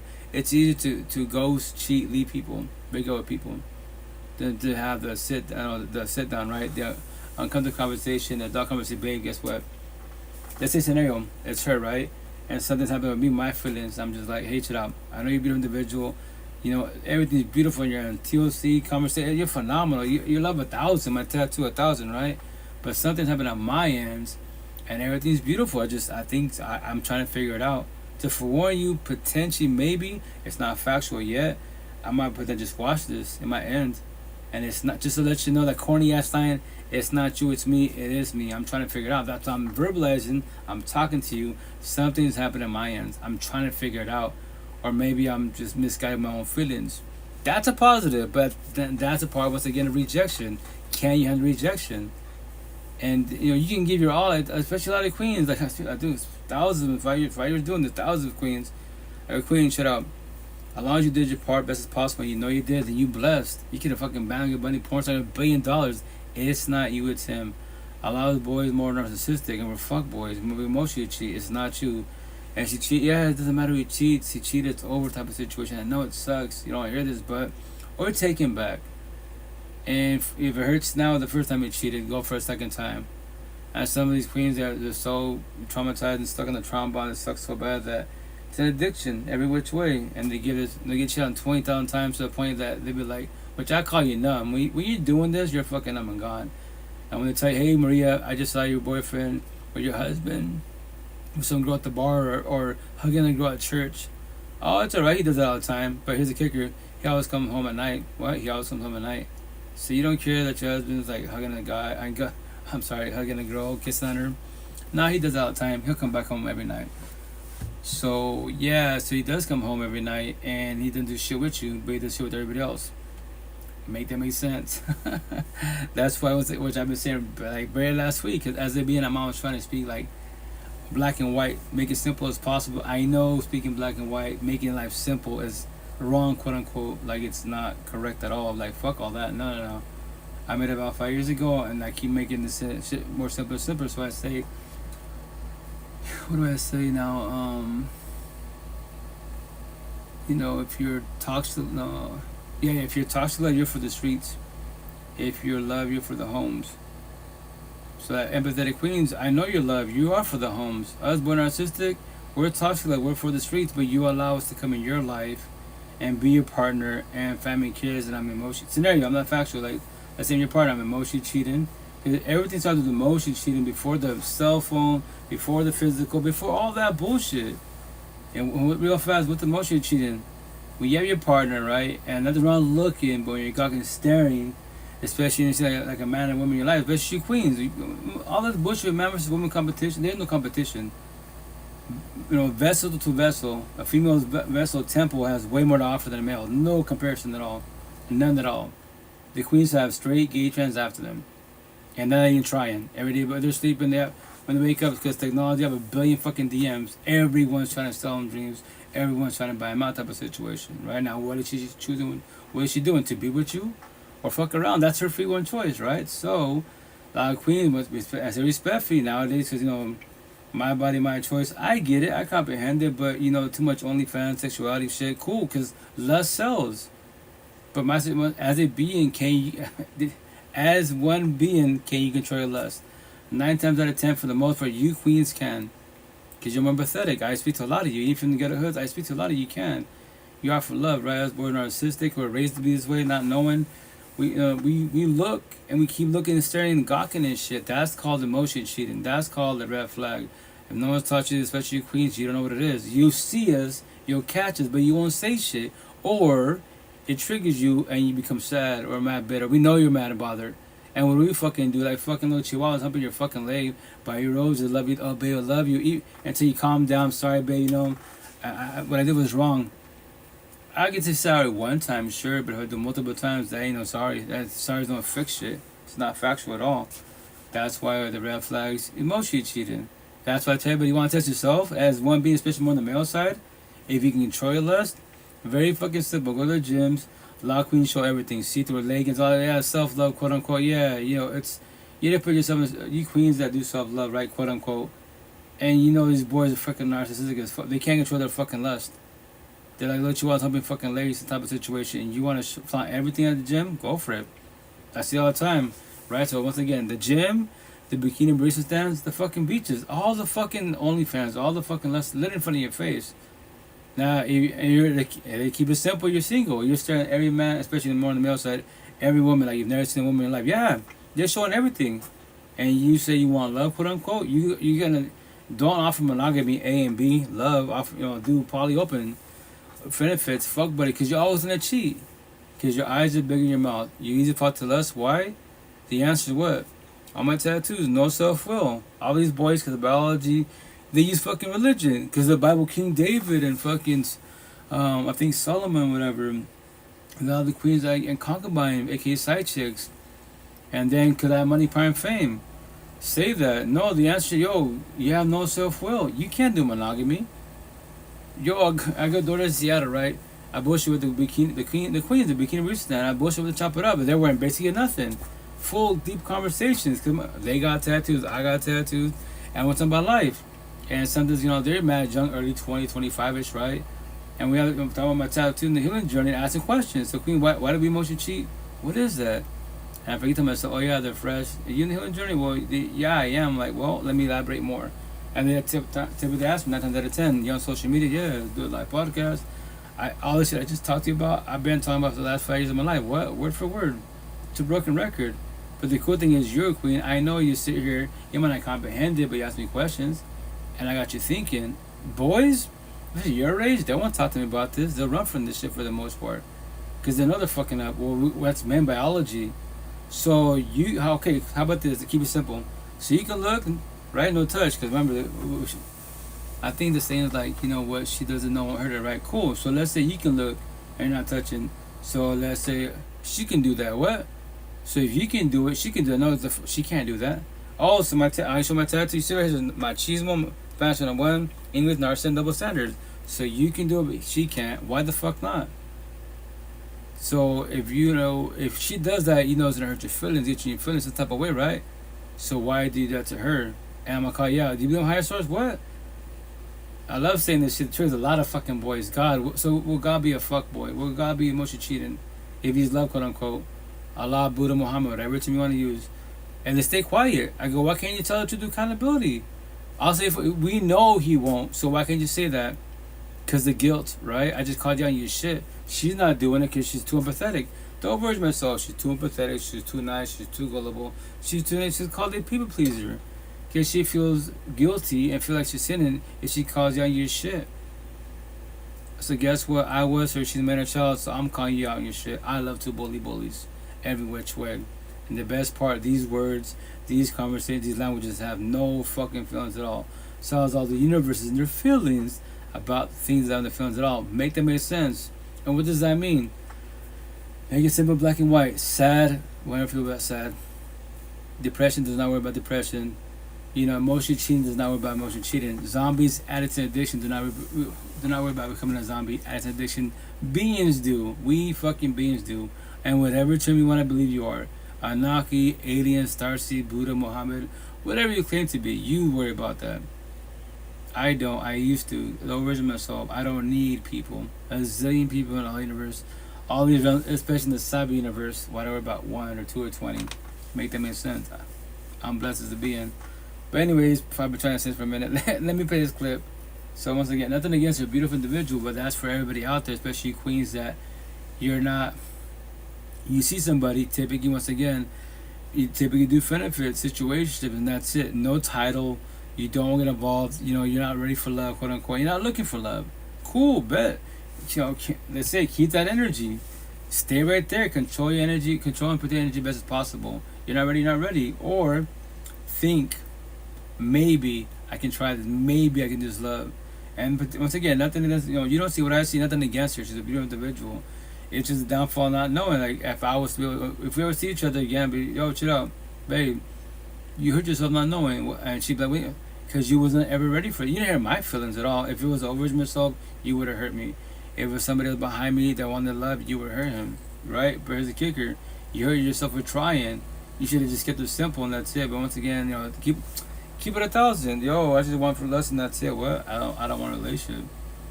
If I'm down for that, but I'm cool with that. Benefits, we do benefits. But I'm gonna tell you, control by your feelings, because you said benefits. I'll like to get to know you as a potential partner, but you're not ready for that. Cool, bet. Remember, see, now we're having a dark conversation. We're trying to bring it down to be on the same page. Two-sided relationship, communication, comprehension, best as possible. Be a friendship, partnership, whatever y'all do in situation. As long as you're both on the same page, best as possible every which way. If not, sell yourself a dream and respect. Say, when I play this clip, this will become you. And you don't have to shed tears. But now you're kind of mad at yourself, like, fuck, why did I do this to myself? Like, why did I lie myself? I'm not her. I'm not a mind reader. Maybe she might have been asking herself that before she made the decision to squash it. Or, she hasn't thought about that. I don't know. Once again, it's people who come and go in life. But let me play a clip really fast. When we met, I wasn't looking for a relationship. That wasn't something I was looking for.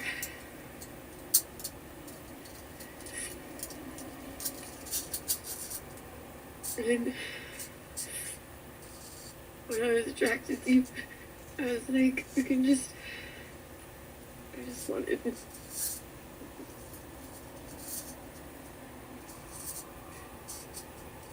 just wanted sex, like I didn't want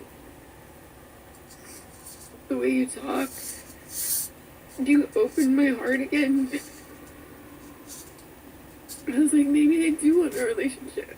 I can see myself with this guy. And opened me to the idea of being in love again. And opening that door has just brought nothing but pain.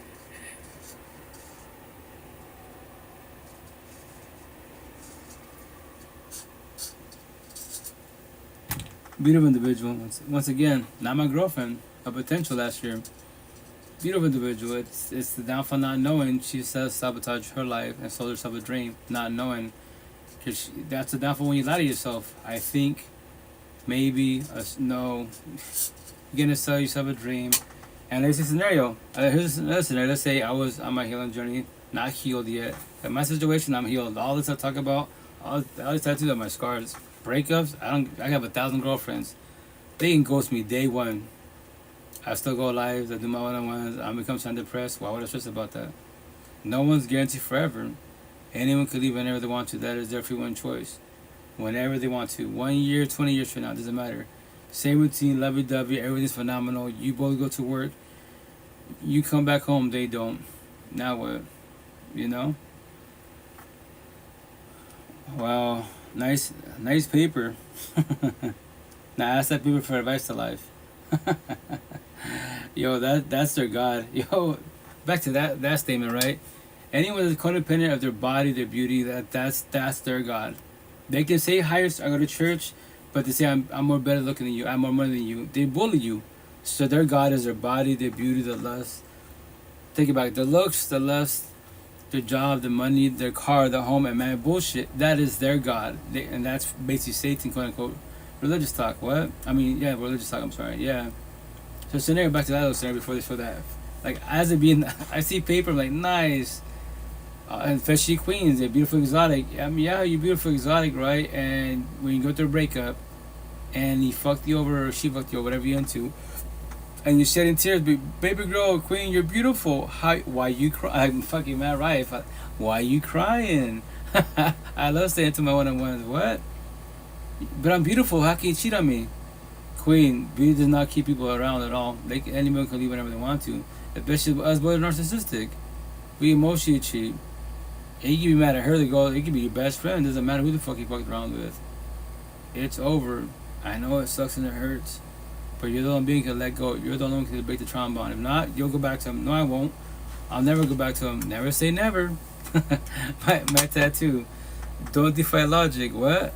When anyone says the word never, I'll never cheat, I'll never drink, I'll never give them a chance. And when you do it, you defy logic. Once again, I didn't create logic. I comprehended that because 5 years ago, logic, religious talk, Lucifer called out God, and here we are today. So use every word I won't ever. I use the word I won't ever. Capital fucking ever in a toxic love, broken codependent relationship. I don't deal with toxicity. Use every word but never. I'll ever, no, I'll stop, I'll avoid. Cool. Use those correct words. Say never, go fall on your face. And remember this, it's not even about being right. I'm forewarning you. I didn't create logic. Lucifer did. And here's the best one comes to religion talk, right? Because nobody knows the answer. You can say you do.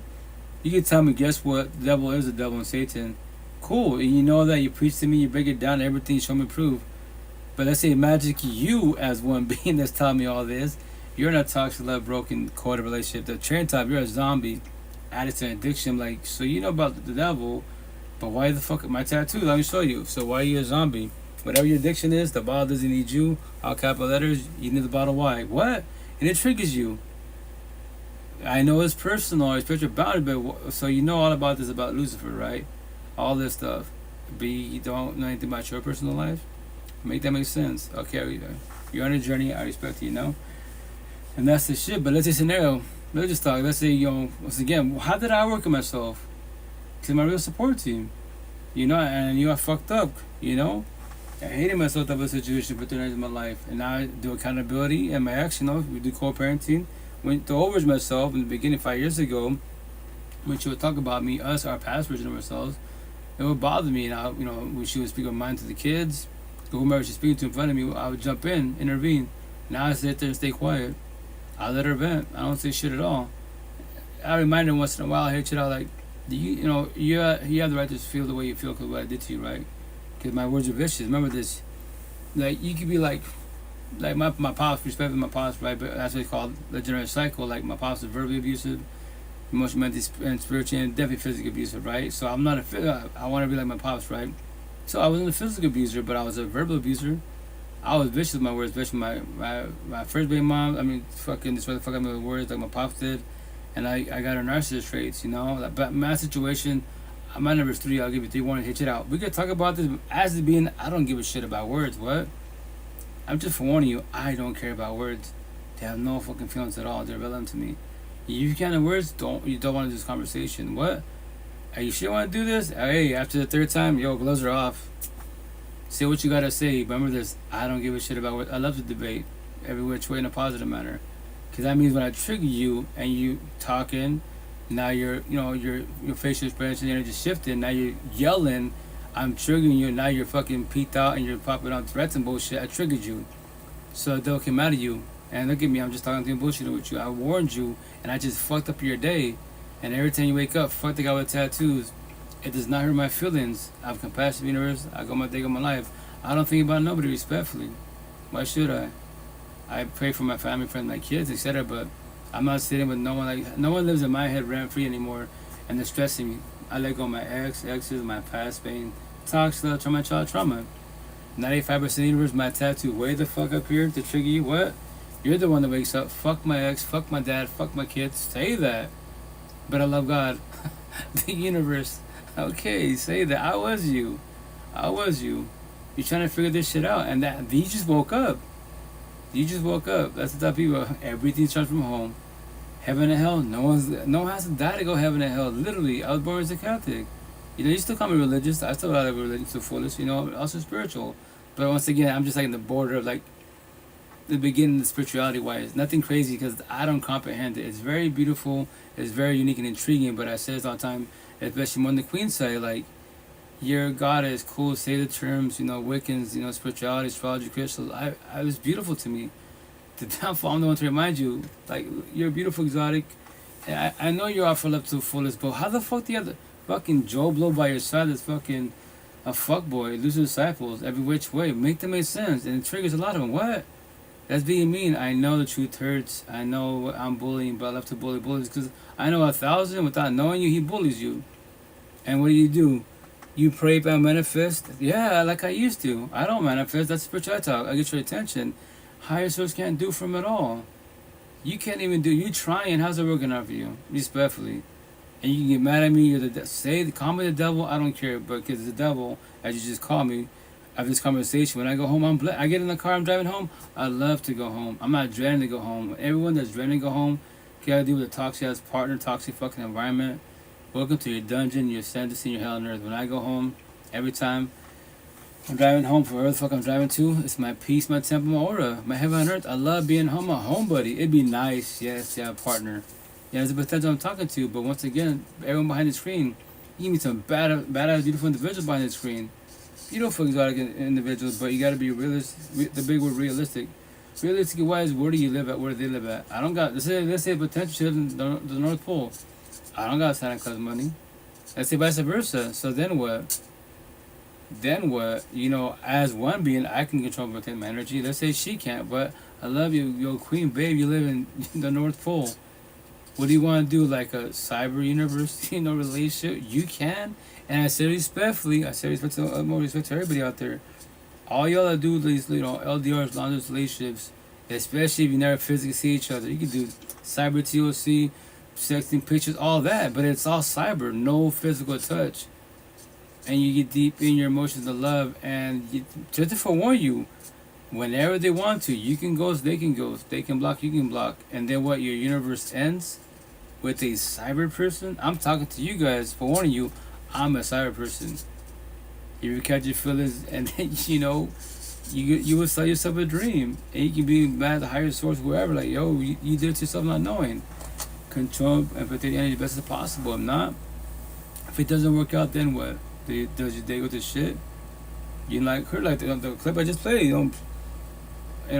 She sent me that clip after the second time. She said, don't ghost me. I'm like, yo, queen, I already told you day one, like a month ago, whatever, 2 months ago. I don't go, like, thank you for like reminding, I guess, but I don't ghost. I just told you that boys and girls type of situation. And here's the best part. Remember that it's a 50-50 shot leap of faith, my personal story, right? She ghosted me twice. And I didn't become so depressed, nothing. The second, I'm trying to think about it really fast. Oh yeah, the first time she ghosted, I remember at the farmer's market. As it being, I don't need my partner, I want my partner. She ghosted, and I went to the market like, I'm not sounding depressed. I'm bullshit with the customers, etc. I didn't know she was in the company. I thought almost she ghosted. No texting, no calling, nothing. Cool, bet it's over. Remember, not my girlfriend. I'm not sounding depressed. I don't need a partner, I want a partner. And as I'm talking to the customer, bullshitting with them, she pops out of nowhere. And she's standing right there. I'm just like, and then I was telling the customer, hey, check it out. There's a customer over here. I'll be right back with the woo. And then, I walk up to her, what's up with you, miss? How do you want to do this? Do you want to, like, handshake, dab it up, hug it up? I respect your boundaries. How do you want this conversation? And that's when she's shaking her head. And she walks away, and that's when she sent me that clip. You just heard a minute ago. And the second that she ghosted, she just know that's when pretty much just over type of situation. And then we talked about it. She's like, how can you do that? Like, what do you mean? Like, I ghosted you, and then when you saw me, you just like, it was like you're talking to me like normal, like, babe, I told you day one, you're not my partner, you're potential. I don't need people, I want people. You can't take my energy at all. The overarching stuff you could have, I would become sad and depressed because you ghosted me. Look at that. I carried the conversation yesterday. I have nothing against you. You know, as a potential, you my partner. You can come and go whenever you want to, but here's the best part. I'm at the farm market in Seattle. Look at all the queens. Here's the best part. Why are we even talking to each other? Why is there even a potential? Because you shot your shot. And she even told me, you know all these girls you talk to, as you call them queens, talk to you, you know they want you, right? Like, pioneer that I control, yes, I know that. So why would you try anything with them? Because respectfully, when I say this, it's 2025 times, it's not Jesus times. You know, my times back in, 1980s and shit, where, the man, fuck all that. Yo, queens, don't be shy, shoot your shot. But are you ready for rejection? That's for everybody out there. Can you handle rejection? I preach it. People talk about these platforms, therapy counselor. I preach about it. Like the last month, it's fear in a positive manner. Nobody has to accept you. You will always get rejected to your last day in breath, but can you handle rejection? But once again, to warn you, the worst rejection is the potential that you like. As long as you can control and protect your best possible, and in your head, you do not overlove and overthink. Because when you go in the future, we could be a cute couple, maybe have cute kids. You're already fucking in the future. You're too deep in the future. And when you shoot your shot, and scenario, I'll tell you, like that in Seattle, like 3 years ago, like last month, 3.5 years ago, they would shoot the shot and they'd be like, hey, I like you through type so the situation where I know you, or queen, maybe it's just to let you know, thank you for the comment, but just to let you know, I got a girlfriend. Oh, I'm sorry. No, don't have to be sorry. Just letting you know, I got a girlfriend. And I tell them, try not to make this like become awkward, like you can, everyone has a way of taking rejection type of situation, so respectful, but like, I pray you come back again. Once again, like, give yourself props. What? Give yourself props. You shot your shot, right? That takes a lot of students to do that, But I got a girlfriend, thank you. I'm blessed. Some queens didn't care. They'd be like, well, you don't gotta know. Okay, but cool. Say that. Remember, keep that energy. So scenario, like, do you believe in higher source? Yeah, God. So will God do what you just did? Pass boundaries? And no, I just told you I had a partner. What's that saying? Well, she doesn't know what hurt her, right? So here's the best part. I'm going to scenario, not factual, right? Go for it. So I'm going to show my tattoo. Oh, right here. This is my first baby mom's. The way you meet somebody is the way you lose somebody. So you met me, and I told you I'm a partner. So let's say I do cheat on my partner with you guys. Cool. So when my partner finds out that I cheat on her, and she shed tears, and she begs with me, and I come with you, and now you're my girlfriend. Are you ready to become her? What? Are you ready to become her? The way you meet somebody is the way you lose somebody, and that's factual. Every which way, it sucks to hear initially. What? She met my situation with my first baby mom's. I was 1 out of 5. 4 of them were fuckboys that like I hood niggas and shit. I'm out of the square. She knew exactly what she was doing with me. Cause them 4 like her, and she the fuck girl. They're like I, they're fuckboys. They're like I, they can't fuck with each other. They can't. They go stay with each other for so long. Once again, that's why boys are narcissistic. These fuck with fuck girls go after us men and women that in the healing journey, quote unquote. I'm empathetic wise, cause we're all love, and we give them 1,000 fucking chances. The 1,000, I don't know what the time frame is. I tell the queens, okay, I know you don't have to comprehend it. I know 1,000, you give them 1,000 chances. But just to let you know, to warn you, that 1,000, how many days, years, months to be able to be? What? I'm gonna let you know my first baby mom, I gave her 1,000 chances, but it took me 12 years too long. That's my number is 12. One of my numbers is 12. What? How long you been with the queen? 3 years. You want to do 12? No, fuck no. I said the same thing with my first baby moms. Everyone told me to leave her. I couldn't leave her, but I didn't know what a trauma bond was till 5 years ago. 5 years ago. What? That's the only time I'm back. Maybe I have time this session, this Friday, if not for sure next week. I'm doing a cross tattoo to attract other religious people in general, anyone that knows about religion. So right now it's like pretty much almost done. I just gotta do my left side and my lower back. After that, the third session, I have my boy do the outline of a basic cross, and that'd be my profile pic. The religious people, oh, that's God. Jesus, well, it mentions them, but it's more my healing universe, right? Excuse me. So it says on the left side, it didn't say vertically wise. The first, I usually do majority of my words, my tattoos all capitalized, but I'm gonna do this to get your attention, especially the queens. It's gonna say vertically wise. It doesn't say trauma bonds equal, soul ties equal Twin flames equal addiction equal insanity equal all capital letters codependency. What? I need him in my life. Like, okay. I love him. Yes, Queen, I know you love him. I've been knowing this since day one since I've been talking to you. Your post, but he doesn't love you. He verbalized it. And when he cheats, he says, I love you, babe. Those girls ain't shit. They're just bitches and bullshit. No. Wrong terminology. It's amazing how we speak so fucking wrong and we're brainwashed. No, he has love for you and many others. He has love for your mom, your best friend, and your cousin. If he loved you, quote unquote, he will not cheat on you. Because if higher source is love, higher source will not cheat on you. Now sell your dream. He sold you a dream. So he's toxic love. But once again, you don't understand about anything I just told you. If you want to believe higher source can do it for him, then to forewarn you, if all your toxic family together, your side and his side become, both sides become the mothers, the aunties, grandmothers, all together, miserable as fuck, brag about married bullshit, but as a couple, behind closed doors of that statement, he knows, both your parents are toxic as fuck, your grandparents, abuelitos toxic as fuck, till this day, and they all go to church, Allah, Buddha, Muhammad, whatever they came to be. Bunch of fucking hypocrites. Fucking hypocrites, man. That's my situation. I don't go to church for too much. I haven't gone to church in a long time, actually. Because I don't bite my tongue no more. If I see you, I know the day I go to church, all eyes at me. They're all going to talk about me.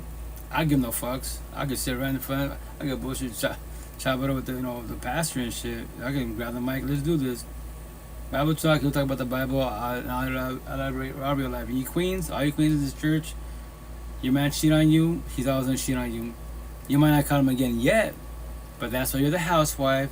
He's got the work wife. You got the party kicker. You got the club wife. You got wives everywhere, and you're the queens, the side chicks, the C2Z parties. Guess what? You will give him a chance because you believe you are the one. You're not. Nobody is the one for nobody at all. And the day that somebody magically higher source sends you the one, are you ready for them to reject you, or God forbid, once again, bad scenario. Together 1 day, 10 days, a year, solid as fuck, beautiful. It's the best part of your fucking lifetime, and you both go to sleep. You wake up, they don't wake up. You ready for that rejection from the universe? You can cuss out God, you can hate God, you can give up on faith in general. That's your free one choice. I would believe pretty confident that if your partner was still alive, they want you to move on. That's my situation. I told her, now you're my partner potential. I thought I'll potential to be. The day we have related type of situation and everything's solid, let's say that scenario, I tell him day one to warn him, don't stop because I'm not here no more. What? I want you to move on. This is a potential. Then you blessed. Stay blessed. I say these lines because born and raised with it, and then the queen of the spirituality was the last 5 years ago. They hear, they tell me this. I use the word idea and faith. I don't know. I do not sit and talk about things I don't know about. I use the word idea and faith. So let's say potential. Let's hit you out. If I keep the bucket type of situation, don't stop because I'm not here no more physically. Energy does not die. In the next lifetime, in the afterlife and reincarnation, potentially we see each other again. I'll verbalize that. I don't know that. It's a beautiful concept. I don't know. That's what I'm saying. Is it being I do not sit here and debate about anything that I don't know. Afterlife, I don't know. I believe higher source. There's gotta be a being out there which a little bit I've been trying to do psychedelics here and there, try to speak to a higher source, quote unquote, this being, quote unquote, but to forewarn you, like, you can get rejected from the universe. It's a risk to do it because let's say scenario, you meet higher source, right? You have this conversation and you do come back, but not in this universe, in this vessel, this avatar. You wake up in a different like that, so they make that hour. I know, but yeah, I'm way past my time. I'm about to get off right now. Thank you for checking on me. And whatchamacallit, I wake up in a different realm. Then I remember to say I wake up in a different realm and I have all these thoughts. I know exactly everything. Let's say I'm an ET.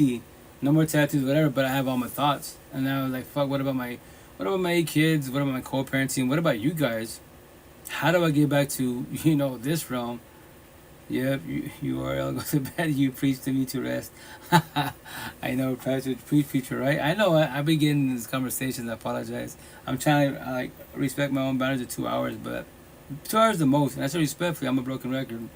And then to add this, I gotta say more. Like, if you want to see the live sessions, eventually when I catch myself on all these platforms, You know, I'm only one being. This I do it all by myself. There's no team behind me except myself, me, myself, and Irene. Right? Go on YouTube and Spotify. Coach Rito podcast, the live podcast. You know, that's a cool thing about technology, which I recommend to everybody out there, especially you queens, some kings too. But I say respectfully, I've been doing this for 5 years. 0.01% have actually reached out to me, the conversation, but a lot run away. Because that is the belief that they can be fucking around whatever. I'm like, man, the woman can't, especially in the brown culture. I don't vibe with the brown culture, especially because they can mention Jesus, God. I'm like, yes, but look at her. She's fucking an angel. You're the fucking devil. I don't gotta know you like that. It's called, I know, Japanese energy. What's energy? It's energy. We're not taught about energy. That's the problem. So once again, if you want to mess with psychedelics, as a forewarning, you know, microdose, and as a forewarning, like my ex or hubby thought, like, you can't die. I'm like, well, my last little session I got a foreign from the universe. It was a positive, negative experience. I went through all these realms. Okay, we'll try to sleep soon. Okay, I'm gonna try to again. If you, all right, hugs and prayers, sweet dreams, baby. I'm getting off right now in a minute. Let me finish really fast. That's a forewarning, because I do it, and I just, you know, I went through all these realms. So I was a being, right? I was a being watching like all these realm of the universe. And it sounds crazy when I say this, but that's why if you want to hear these stories, quote unquote, people experience, TikTok, Spotify, just type in psychedelic experiences. You don't have to comprehend shit. It's a forewarning, you know. My situation, because what I believe is, as one being, whatever you believe in, whatever you like, focus all your energy on, spirituality, religious, spiritual, you know, Buddha, whatever you believe in, right? That's more likely your trips will happen. At the same time, your traumas will kick in. To forewarn you before you mess with psychedelics, right? If you're too traumatized, like bitter, hateful against your ex-exes, your mother, father, like, I really don't recommend it too much. If you do it, once again, do like small microdosing, baby steps, because you'll start with astral projection, which I heard the term, and then when I started experiencing it, and it's pretty crazy because, like, you feel like your spirit, your soul's coming out of you. And then when the astral projection actually happens, you can feel, you know, it doesn't sound crazy to say this, but you see yourself, like you're a spirit, your soul comes out, and you feel it, and you're like, I'm like, oh shit, it's this astral projection. When I tell people at the farm markets and my one-on-ones, they're like, oh yeah, that's called astral projection. You know, some people can do it naturally because that's their gift. That's not my gift. I use, psychedelics, right? But anyway, so when I got to that point, I was just seeing, for 2.5 hours surviving this shit. and as it being, I recorded myself. I'm on video blogging, right? And I just I was trying to, I heard before I started researching this wise, and I investigated to a lot of people, right? They're like, you can try to video blog it, but just to let you know, like, that's why when they say aliens can't talk, they use telepathy. They're like, we're all aliens. So when I heard that, I'm like, yeah, they're fucking crazy. Guess what? We are aliens. It's pretty mind-blowing. So you can't really verbalize it. Like, I tried, and it was like, in the beginning it was kind of hard. And when it peaked out, I was just chanting. I was in the living room staring at the wall, my ex and the kiddos, right? And I would just say, every time I go from like this different realm to come back to the living room, I was saying for 2.5 hours, is like, focus, energy, there you are. Every time I said there you are, and I would say like there you are, I fucking exaggerate, exhale, I would see my wall and the pictures and the dogs, spirituality talks, and they're all, yell, crying and stuff. I'd be, hey, Bobby, Mommy, I'm here, guys. Like, keep talking to me, but oh shit, I gotta go. And I disappear, and then once again, all these realms, all these universes, I'm just a little, I can't even tell you what I am as a being. Like, I'm something. How about that? Keep it simple. I'm something watching like aliens, beings, like the son's hugging the mother, and the mother's crying, the father's hugging the son, everyone's crying, and someone look at me, and they just nod their head. I even saw X, he just looked at me and he just smiles, a grin, and he keep walking forward. Whatever you believe, I love X. I promote him because 20 years old, the tree of life, 20 years old, right? So I call everybody out. If you're 20 years old or younger, teach me something positive. And respect me, say this, because you're 20 years old, I'm 44. I'm 24 years older than you was. I've heard all the terms of higher source. Teach me something positive. Respect me and say that. Something in the healing journey, cool, you got my attention. Because I'm going to ask you, how'd you start it, when you started, so on and so on. Use higher source, you don't know this yet. No, higher source, get everyone free one choice. And the door is right there. What? You can stay whenever and leave whenever you want to, So that's when I came back. I was happy I came back. Called my uncle up, called my boys up. I'm back. Like, what are you talking about? You're back. Where'd you go? I fucking everywhere. I am back, you know, and it kind of scared me a little bit, and that's why I haven't touched it. I still got it. It's been sitting there for months. I'm like, will I try it again? I don't know, cause like, you know, I talk to the people like, well, that's that forewarning from the universe, right? If you're trying to speak to God, higher source, you might come back, but not in this realm. And that's the scary part. That's the scary part to warn people. You didn't comprehend that. Like, microdose is cool, but if you want to go, if you want to have a good trip, 3.5 grams or higher, you're gonna have like, but you might not come back here. That's the scary part that I got from the universe. I'm like, okay, if I want to speak to higher source, and the only reason why I want to speak to higher source is like, okay, like if you know all, quote unquote, like, why do you? I get the bullshit human experience, learn the hard way, but respectfully, why? Like, dead ass, why? And like, so in this lifetime, 39 years old, scenario, afterlife, reincarnation, in the next lifetime, I could have got him younger, like 19 years old, 5 years old. Obviously, I'll be 5 years. If I know all this at 5 years old, I'm looking at everybody like my parents toxic, everyone's toxic, all these zombies, like, fuck.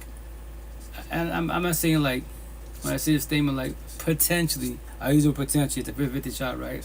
Leap of faith, potentially. Now I know how, like, you know, Jesus felt, and then Muhammad and Buddha felt, especially Buddha, because Jesus, I believe, he only lived to 33 years old, I believe.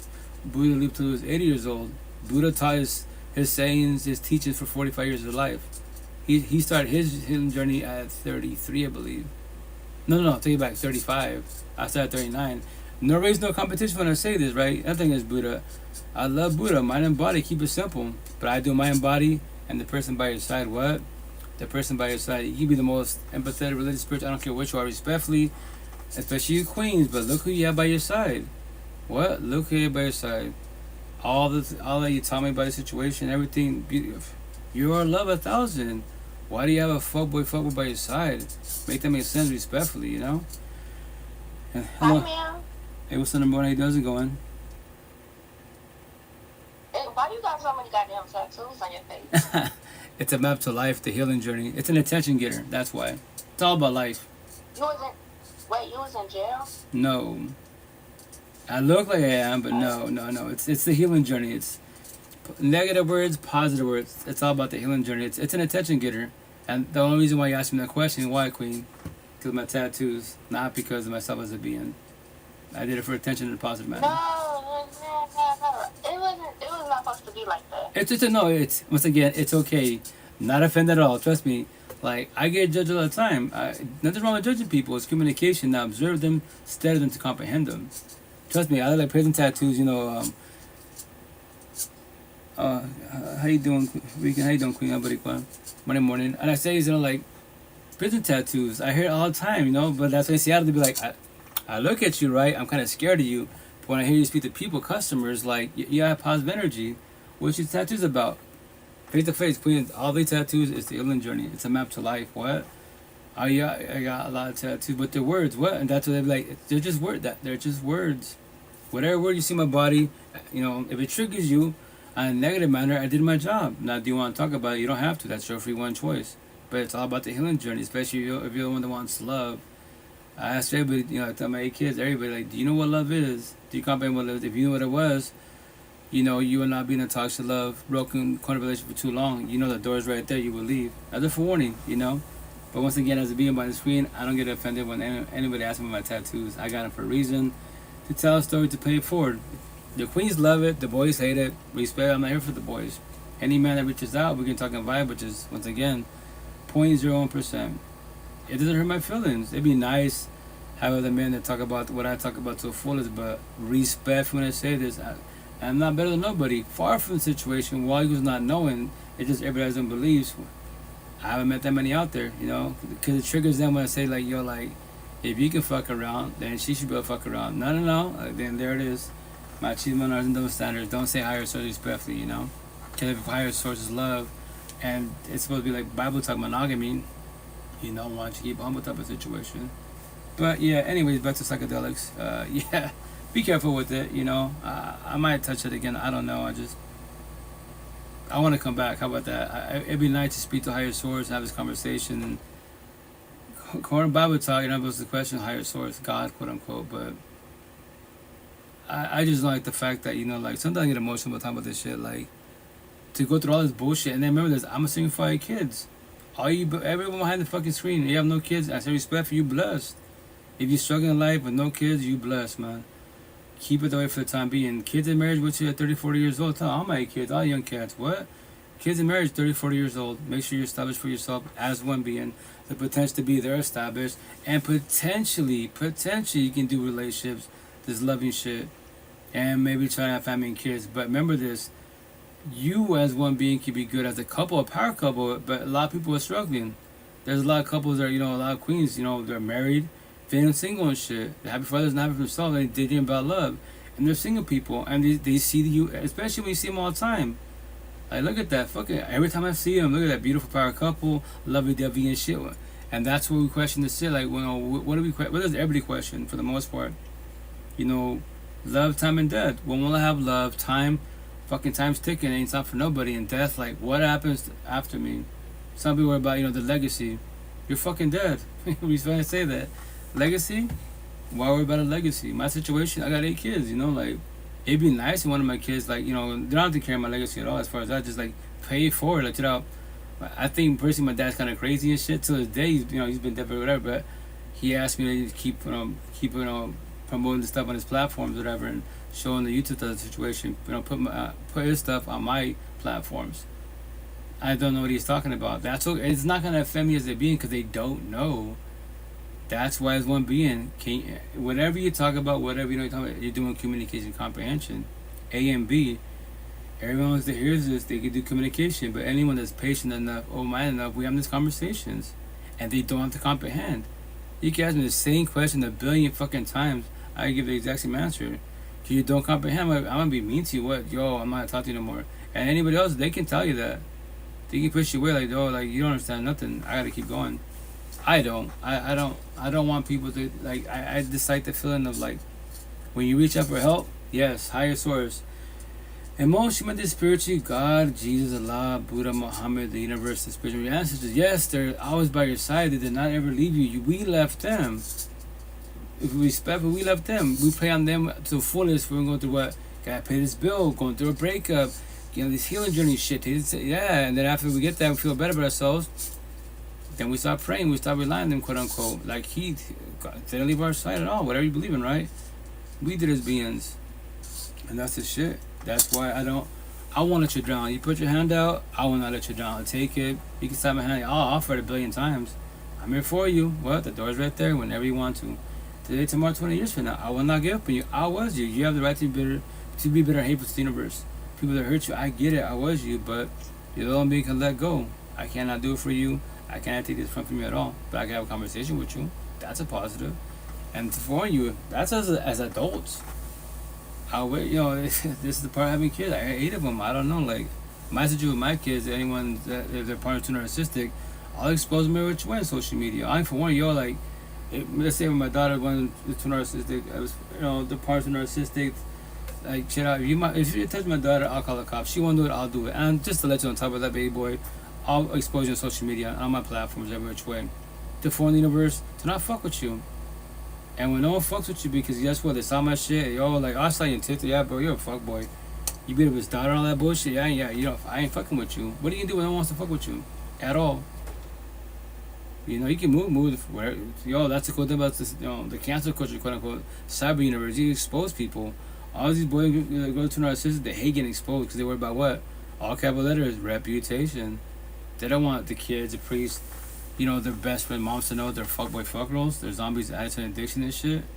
Toxic ass fucking people. Like, bruh, but that's why that's the only way that's going to wake people up, man. And once again, that's for everybody out there. It's not easy having kids. When you figure this shit out, like, fuck.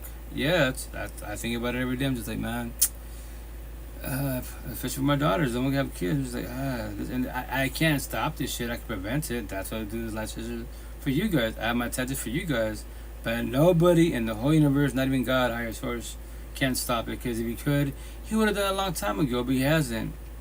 And respect, nothing against it. Here we are today. But that's how we tell stories. That's how I do. I pay it forward, and no one to comprehend me at all. No one has to comprehend. It's not gonna hurt my feelings.